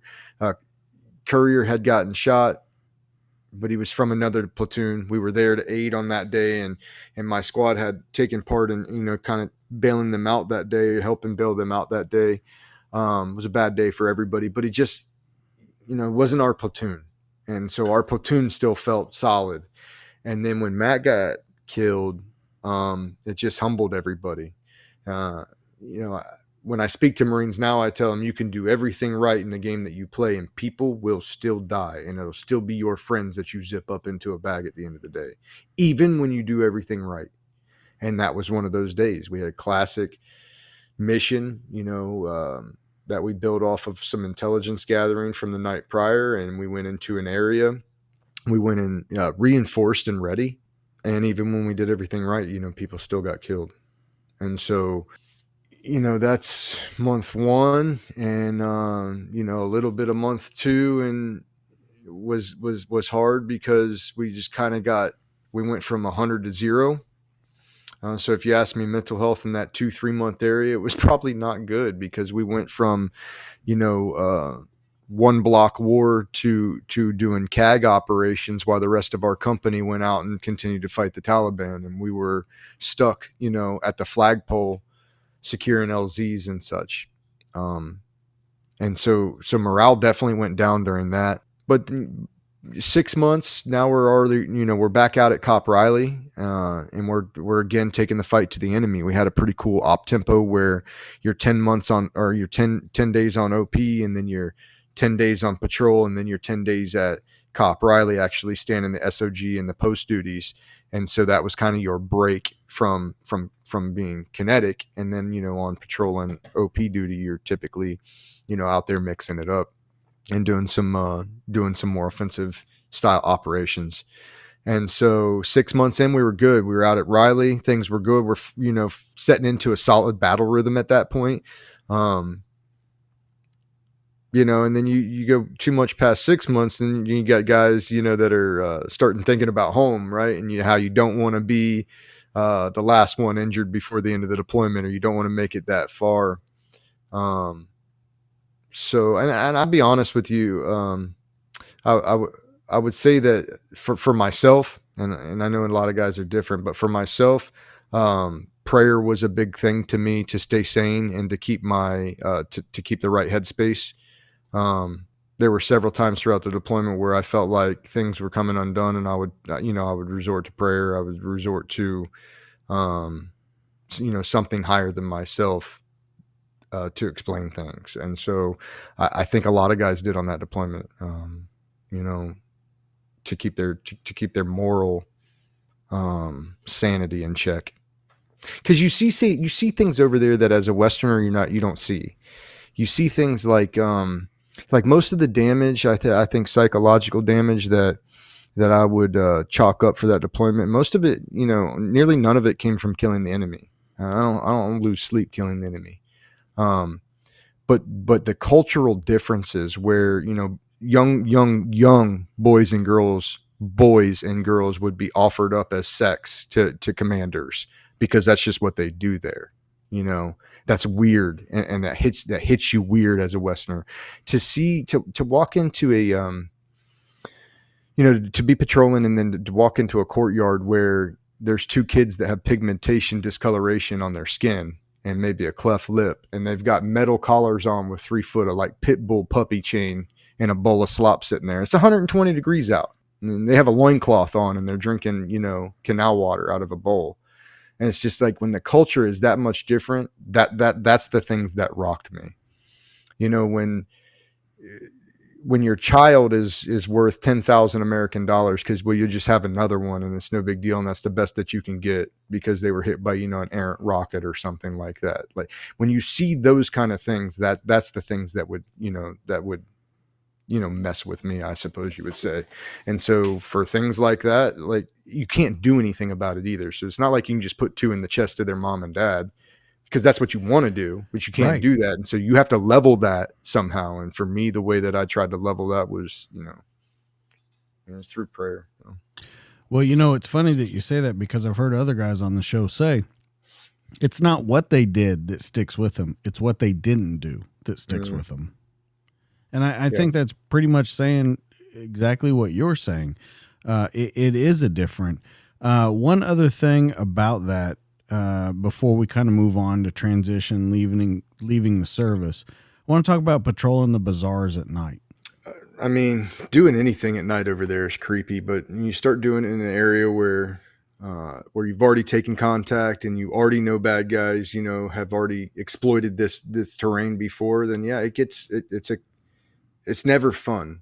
One thing that I think, for, at least for us, in Marjah, was that initially, anybody that was good and didn't want to fight, they coiled up and they went out to the desert. So most of the people inside of Marjah proper there for the first little while, well, they just wanted to fight us. And that made things easiest. Once the local populace start moving back in, and now you might have like a 15-year-old, military age male running a shop for his family. So he might sleep at that shop just to make sure nobody gets in it. So you're moving through a shop and then you see some military age males moving around the shop. I mean, that's just going to uh, spike your attention for sure. And it's something we got used to. And I think, especially for Kilo Company, we didn't have to fuck them up at night too many times before they realized they didn't own the night. But there were other companies on that deployment that experienced some night attacks at their own firm bases and things of that nature. And that's not fun. I mean, gunfights in the day are cool. Gunfights at night hit different. All right, so let's talk about, as everyone's transitioning out, I thought a good story that you put in there was where you're flying out. You want to get to this certain chow hall because they serve like chili cheese dogs and pizza and shit like that, and you can't wait to get there and do it. And you show up and you see these guys in starch camis, and they smell good. They've had a shower. They're fresh shaven. You go in there and they tell you, put on new camis before we'll serve you. Let's talk about this story. You've just spent 7 months of your life doing this. You get back and you're not even getting respect from guys that are in the rear. It's weird. It's a weird feeling. And I talk about it in the book because, shout out to all you guys that would fuck up a warfighter's experience. Don't do that. Don't be that guy. And there's plenty of you out there. But what happened to myself is, after my main element leaves, at the end of our deployment, we had a pretty gnarly 5-day war with the Taliban where we just went up and camped in their backyard and said, bring it. And we brought it, and we brought a lot of it. And one thing leads to another, but because of, where I was with the platoon, the key leaders were staying back to do a RIPTO, a relief in place and transition of authority. So my main element flies out, and I still am operating with now the new element that's taking care of us. You're doing left seat, right seat, right? Correct. Yeah. And so just before my guys fly out, we get in a gunfight. I fireman carry a guy to the, from where he got jacked up in his camis, whatever the case. I end up having blood that stained my boots and some of my frog trousers. And if you've ever gotten blood on your boots or on your frog trousers, they don't come out very easy, especially when you're just still operating in them. And so there it is. A couple of days later, all of our stuff was palletized, like my other gear, my other camis, my other stuff was palletized and flown out with the main body. So now I'm with the lieutenant and, a couple other key leaders from the company, the CO, some other people. And the only thing that my lieutenant and I are talking about is getting back and getting some of those chili cheese burritos that they had at the chow hall. And we had our mindset on, like, that was the goal, right? Like, cause that's when you're safe. Once you're there, you're good. We just had to get there. And so it's just that funny thing, funny thing. If it's open, we're getting it, because everything's gravy when you get out of zone.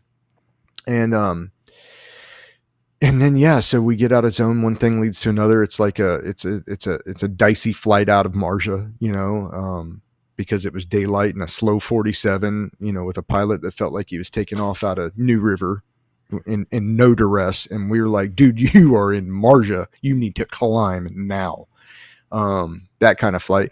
We make it back. We drop our kits. We sprint to the chow hall, and we get in the chow hall just in time. There's a line, and we're just standing there, and LT's behind me, and I'm just kind of standing there. And the two strapping gentlemen that smelled good in front of us was like a master sergeant and a first sergeant or something like that. I can't even tell you. I don't remember their names or anything other than that. One was a master sergeant. I'm pretty sure the other one was first sergeant.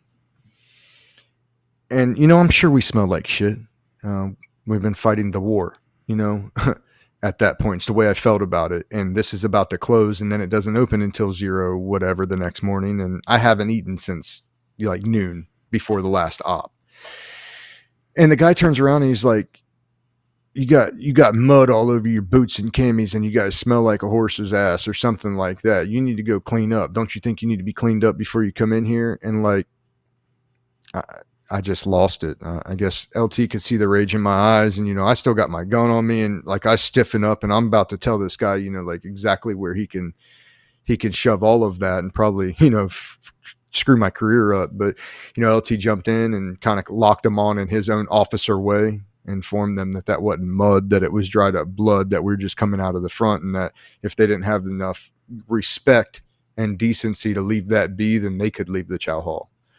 And, they kind of left it be. We got our chili cheese burritos and we laughed about it later.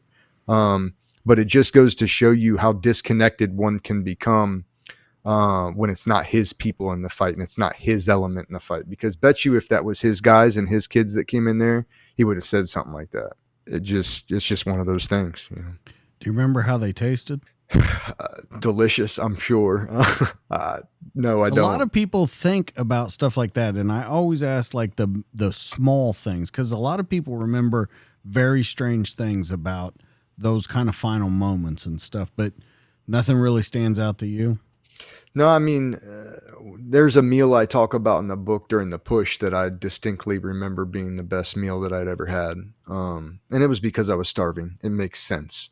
It wasn't a good meal. It was rotten potatoes and old, sick chickens, but it tasted good. No, at the end, I remember that point, I remember when that guy said that, I just couldn't imagine saying that to a Marine, like as a leader. I couldn't imagine that.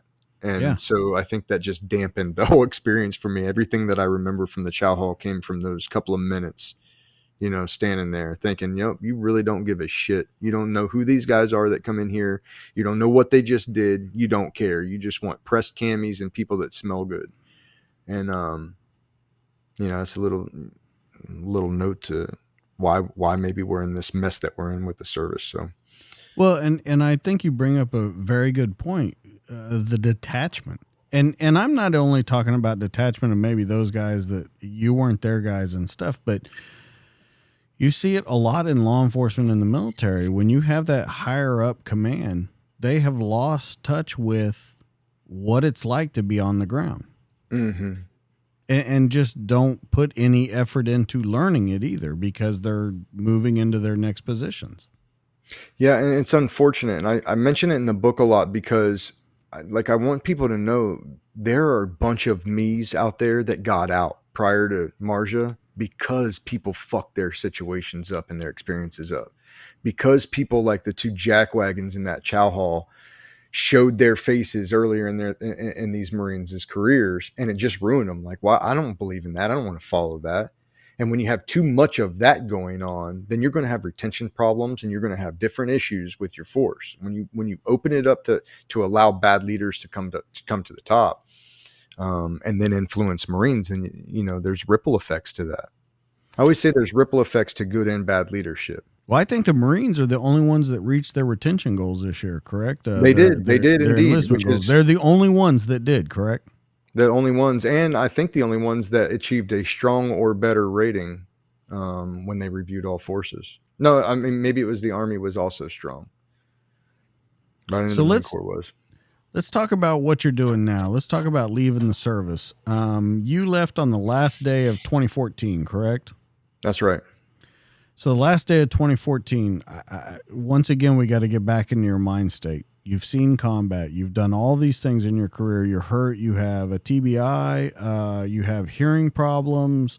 Let's talk about a couple of the other injuries. And now you're getting out. Scary. Don't know what you're doing. Let's talk about where you're at headspace-wise.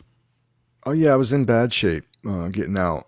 Because I didn't want to get out. I wanted to stay in. I knew I was dealing with some psychological issues, and I was dealing with that on my own the best I could outside of the purview of my command.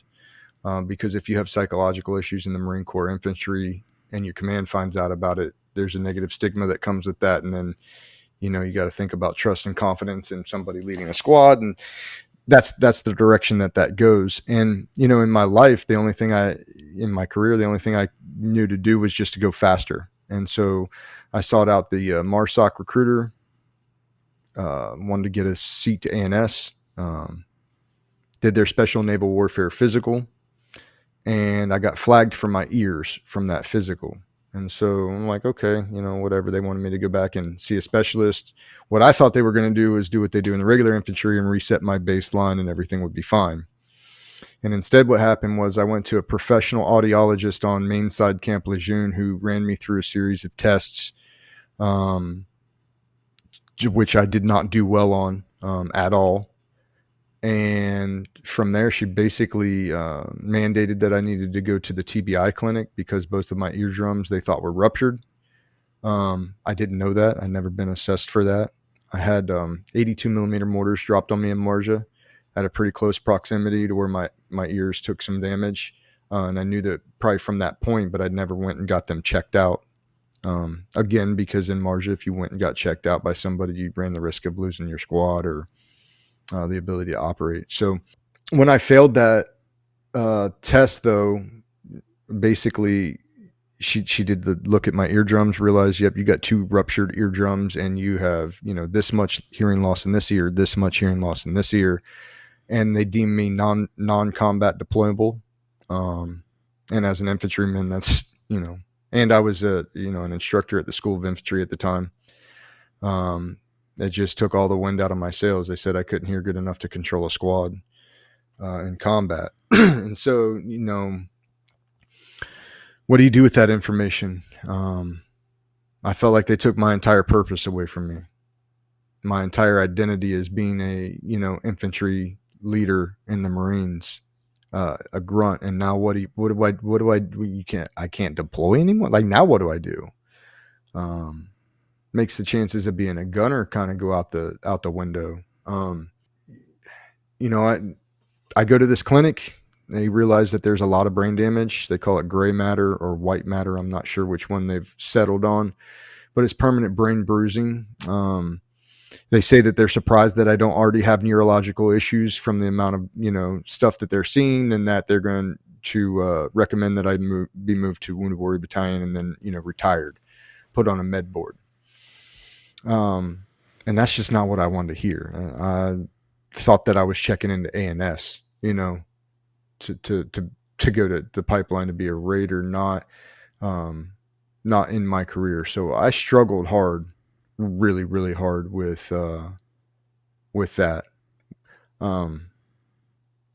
It just took my entire wind out of my sails and my career, out of my, what am I supposed to do now? And I have kids now. Like, this is my living.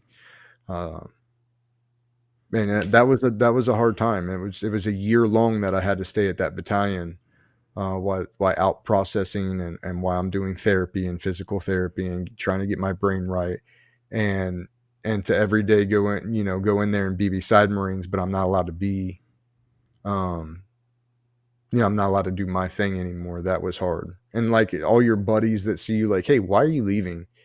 Okay, so your ears, like, but what's the problem? What, you know what I mean? You got to look at your friends and be like, I don't ask for this. That's a hard thing. Let me ask you, and I know it's a very simple base question, but does it piss you off? And what I mean by that is, you said during that 2 or 3 times, if something's wrong with you mentally, you can't go tell anybody. If something's wrong with you physically, you can't go tell anybody, because they'll get rid of you. Does that not piss you off to your core? That everything that you fought for, everything that you've done, if you just tell someone, I'm not right, I need to get help getting right, you're done. And we could probably talk about it back and forth and find, pros and cons, but in like in my situation, it was probably the right thing, right? Because almost 12 months or 16 months after I retired, I started having neurological issues, grand mal seizures, and things of that nature. And so telling me that I'm done, this probably was the right call. Being told that you're done sucks. But let me stop you, Ryan. I don't want to interrupt you there, but I want to take it back even further. You said if you're in combat and you tell them something's not right, you knew that something was wrong with your hearing and stuff, you're going to get pulled from combat. Do you think maybe if you could have got some help right there, not been pulled out of combat, but figured out something, and I don't even know if that's possible, but it in the way that you explain it, it's not even a possibility, that maybe all this doesn't get as bad as it did? Yeah, I don't know. I know in Marjah, if you got blown up and you started having, certain symptoms, they would pull you from the line. They would send you for an evaluation. Depending on what that evaluation would say if you went back out to the line or not.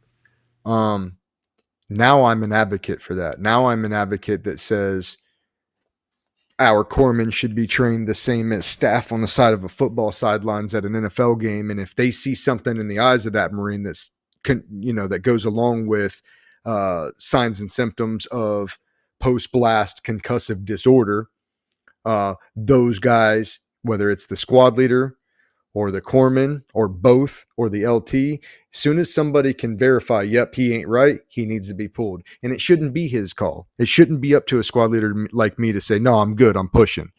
It's not up to an NFL quarterback when he meets the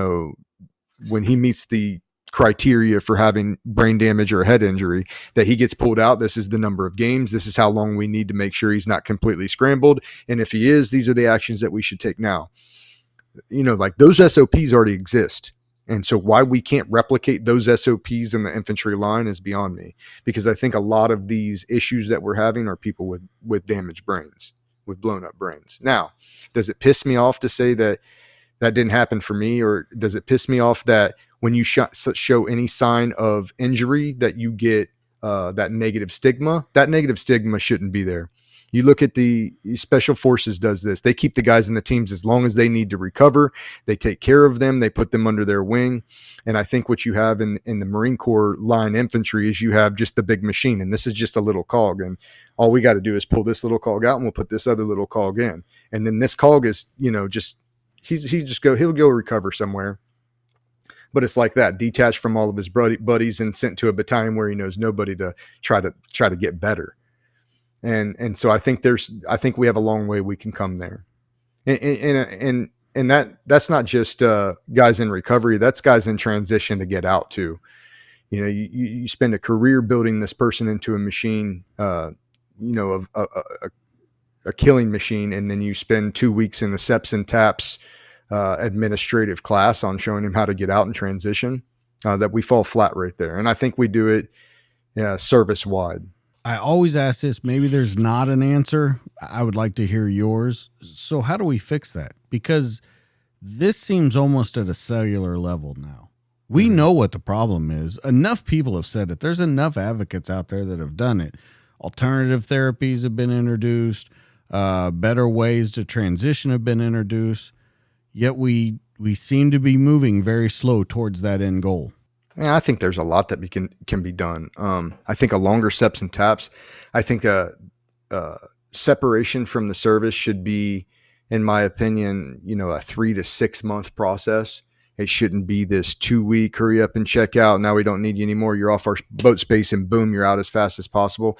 And I know the Marine Corps has come a little bit away, at least since I've gotten out, because they have Skill Bridge now, where if guys are qualified, they can move over into Skill Bridge and go out and be interning onto something, into a skill that they'll actually move into and have job placement for, which I think is great. But we have a couple MARSOC guys here where I'm at that are doing that. Yeah, and I think that's great. I think that's absolutely the way. Get them into these programs, and let them take those camis off, and let them take that pack off, and let them work with some other people and some other organizations and see how that kind of stuff flies out.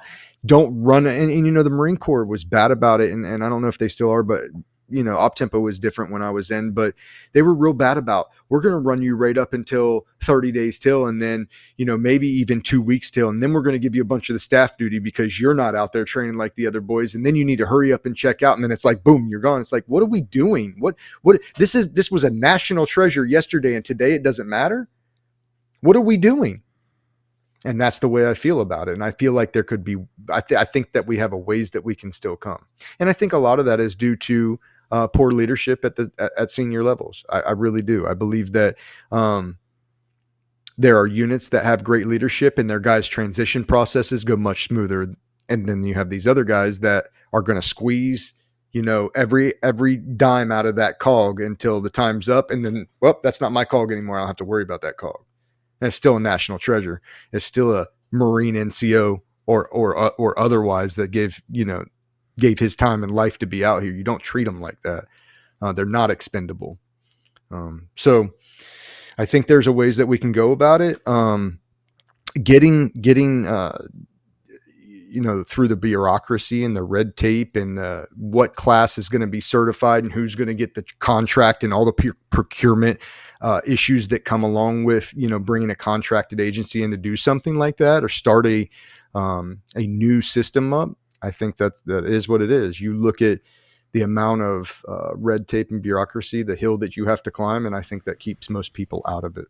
So with transition, the importance of having a plan. I don't think a lot of people, even when they know that time is coming, they don't plan for it.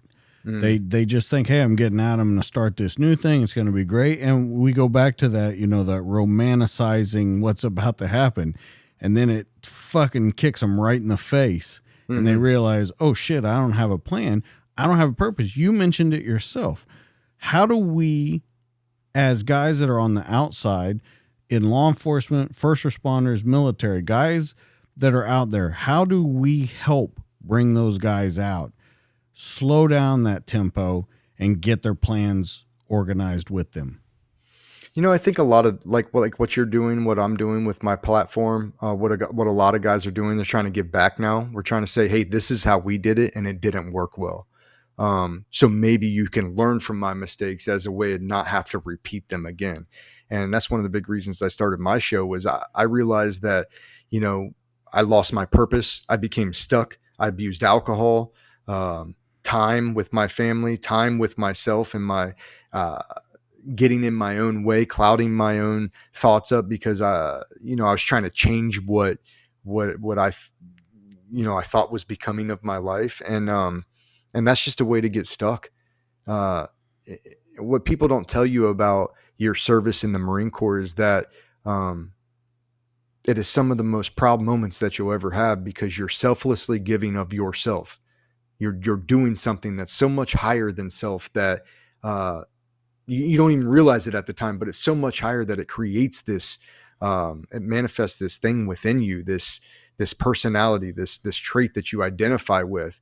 And then like clockwork, when it's taken away, whether it's because you got out under your own recognizance or because you were forced out because of injury or other means, you're walking around and you just have this void. You're not whole. You're not, there's something in your pit. There's something missing. You don't have this mission. And I'm here to tell you it's because you don't have something bigger than yourself. Your entire life up to this point has been in service to other people, and you have gotten comfortable with that because that's where you're supposed to be. But when that's taken from you, you have to find purpose again. You have to find it somewhere. And if you haven't found it, you got to keep looking. I had no purpose and I didn't know what I was going to do. And I didn't know how my experiences translated to the civilian world. And it was like, okay, what can I do to give back to this community then? Right? I have to have a new action plan. I have to come up with something because I can't just sit here and reel about this. I can't sit here purposeless. And so that's how it was for me. It became this mission to again give back to my community however I could. I knew that I wanted to speak. I knew that I wanted to influence Marines. And so I went to school. And when I went to school, I went for speech drafting and speech writing and public speaking. And I went for literature so that I could make my book better. And those are the ways that I meant to selflessly give back to my community. And then it just kind of took a path of its own. The book became successful. The podcast started, picking up steam. And started getting some good podcasts on. And then I started getting, testimonials from guys telling me, thanks for doing this. Like, this is what I needed in transition was to see this. And so then that's all the more motivation and reinforcement for me to say, okay, we're going to keep doing this.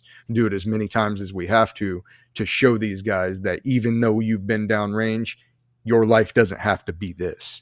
You can keep living your best life just like our guys would want us to do. And in spite of your injuries.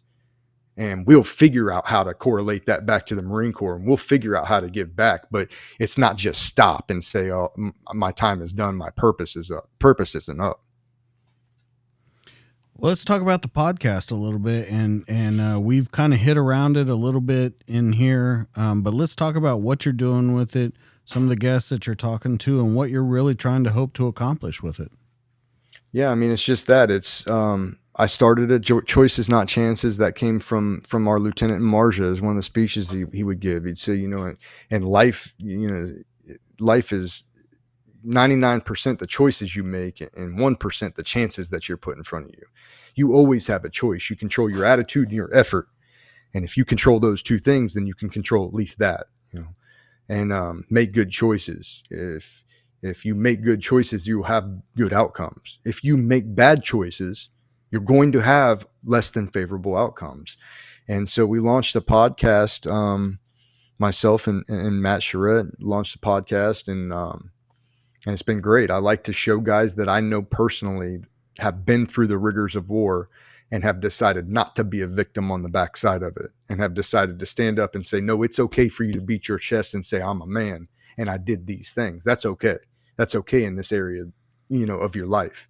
But you also need to stand up and do what's right as a man. You need to raise your children. You need to have faith. You need to spread the good word to your brothers and sisters. If you got word that can help somebody out through their transition, it's your job to go out and help them. I don't look at this as like a fun thing. I look at this as a responsibility. I've struggled through that over there, and I know that. And I know that struggle. And I don't want all of you to feel this struggle. So I'm going to put as much out there as I can so that you don't ever have to feel this struggle. And it's working. I don't bring anybody on that's phony. I don't bring anybody on my show that's, grandiose about themselves. I bring people on that want to still, out of selfless devotion to their community, give back to the guys that are on their way out and transitioning. And, I think that we can do that. I think that we've done a good job of doing that. And then on the other side of that, there's a civilian side of this. We have a civilian Congress that controls the military. And too many times in my life before big events did I have my guys out in the quad doing die motherfucker die and peanut butter jam gun drills instead of actually firing ammunition, instead of actually training like we fight, like our slogans say. And it does that because there are junior congressmen and women in the places where the levers of action sit that do not understand that war is a real thing, and that do not understand 22-year-old little national treasures, young men, boys are going out there at 18 years old and waging war on their behalf. And that's a problem for me. And so if I can bring light to that, make sure you see these friends that I have with their issues and their missing limbs and missing pieces of their mind, then I'm going to keep it up there, and I'm going to keep it in front of you. And I'm say, this is what they do for you. So you better take your job serious and make sure that they have what they need, because we're only one generation from this whole thing falling apart. Absolutely. That's absolutely right. And a lot of people, when I ask them, what can people do? Their big answer is vote. Mm-hmm. Vote what needs the change. And we're coming up on an election right now. With all this, with your podcast, with the help that you're doing with transition, what do you see, kind of to wrap all this up, what do you see as your biggest challenge in the future for all this? I think my biggest challenge in the future is maintaining my mission statement throughout the smog. There are things that I've talked about on my show already. I've had guests on my show, one of them being Lieutenant Colonel Scheller. Lieutenant Colonel Scheller, during the fall of Hamid Karzai, demanded answers and accountability from the upper echelons of the Marine Corps and military service. And I got to be honest with you, any war fighter over the last 20 years, some of that resonated inside of us, some more than others. But when you see something like that and you see the complete abandonment of the warrior ethos of which you have structured your life, and you see it by the people who you structured your life for, that does some damage. Some damage was done there. And I don't have to play by anybody's rules. And so I bring on the people that I want to talk to, that are talking about issues and talking about things that I want to talk about and I find interesting. So I brought him on. The reason I say that that's a struggle is because if you bring the wrong person on and the narrative runs counter to what other people are trying to push, you can be canceled for it. You can be shoved aside. You can be labeled on social media as a violent extremist, or that violent extreme behavior was happening inside that podcast, which it absolutely was not. And it absolutely was flagged for it. Shadow banning happened. And so I guess the Scheller episode really opened my eyes to what big media and probably big Marine Corps are capable of when it comes to tying in with big media. I love the Marine Corps.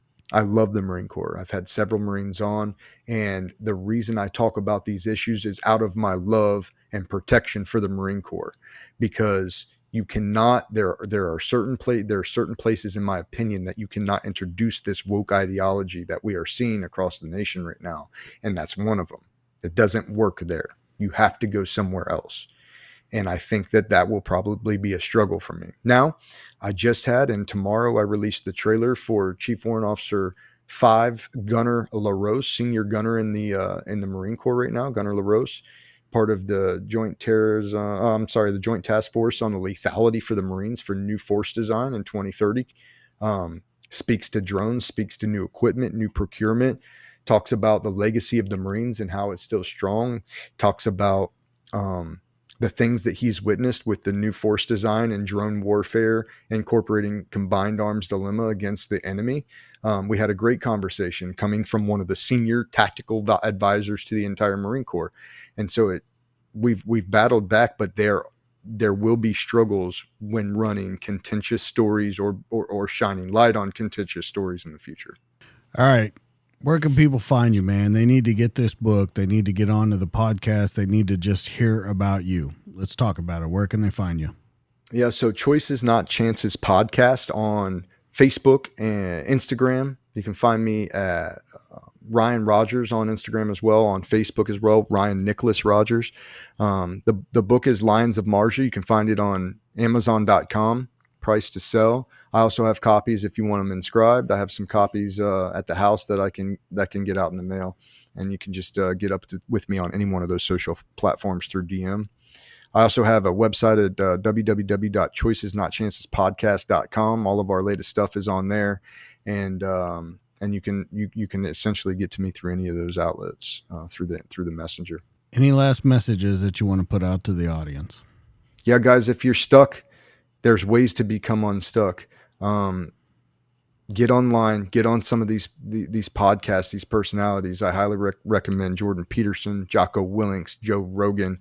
Those are 3 of the big ones that I still to this day am on, constantly being, keeping my mind sharp. We'd love to see you again. Like DJ, I'd love to have you. I'd love to have you come on and get some content from us. But if you need a jump start, man, get in the ears of these people that have already been through what you're going through and find out what worked for them. And then aside from that, wake up every day and selflessly dedicate yourself to service back to other people. Don't think about the me. When you're doing stuff for other people and you're bringing other people up, everything else will find its way. But if you're sitting every day thinking about being a victim and thinking about just settling where you're at, those are the feelings. When you stop, you're going backwards. You have to go forward and you have to produce. Find a new mission, make an action statement, and say to myself, this is what I'm going to do to get out, and then let us help you. Ryan, fantastic conversation, man. I'm so glad you came on here. I'm so glad we got to talk about this book and people got to hear what you're doing out there. Guys, where you can always find more of me. You can find me on Instagram, the DTD_podcast. You can find me on Facebook at the DTD Podcast, and you can find me on YouTube, where all these conversations are in video form at the DTD Podcast. But the one-stop shop for the show, DTDpodcast.net. It's got audio. It's got video. Ryan's got his own episode page. It's got pictures of his family, pictures of him being in the military, and all the links that you can find him on. Also, don't forget, stop by our sponsor, Police Coffee, at policecoffee.com. Now, every week I say it, it's an officer-owned business. They're dedicated to crafting the finest coffees. They ship them as soon as they're made to provide you with the freshest coffee available. And each batch is roasted fresh by people who know what it means to stay vigilant. Now, their specialty coffees, they don't waste one drop of flavor when it's concerned. And their coffee's some of the best you'll find. But they also serve a very important cause. they give back to our community. 50% of their profits go towards helping the family members of police officers who fell in the line of duty. And that's one thing that I can get behind. Police Coffee at policecoffee.com. And you know, guys, I say it before, it's fall now. Everyone's into pumpkin spice. Well, guess what? policecoffee.com has got your pumpkin spice. So make sure you get over there and get it. And when you're on the site, DJ K10 will get you 10% off your order. That's going to be it for the show. Guys, go check out this book, Lions of Marjah. Go check out his podcast. Ryan, thank you so much. Guys, that's going to be the show for tonight. That's Ryan. I'm DJ. That's the show. We'll catch you guys on the next one. See you later.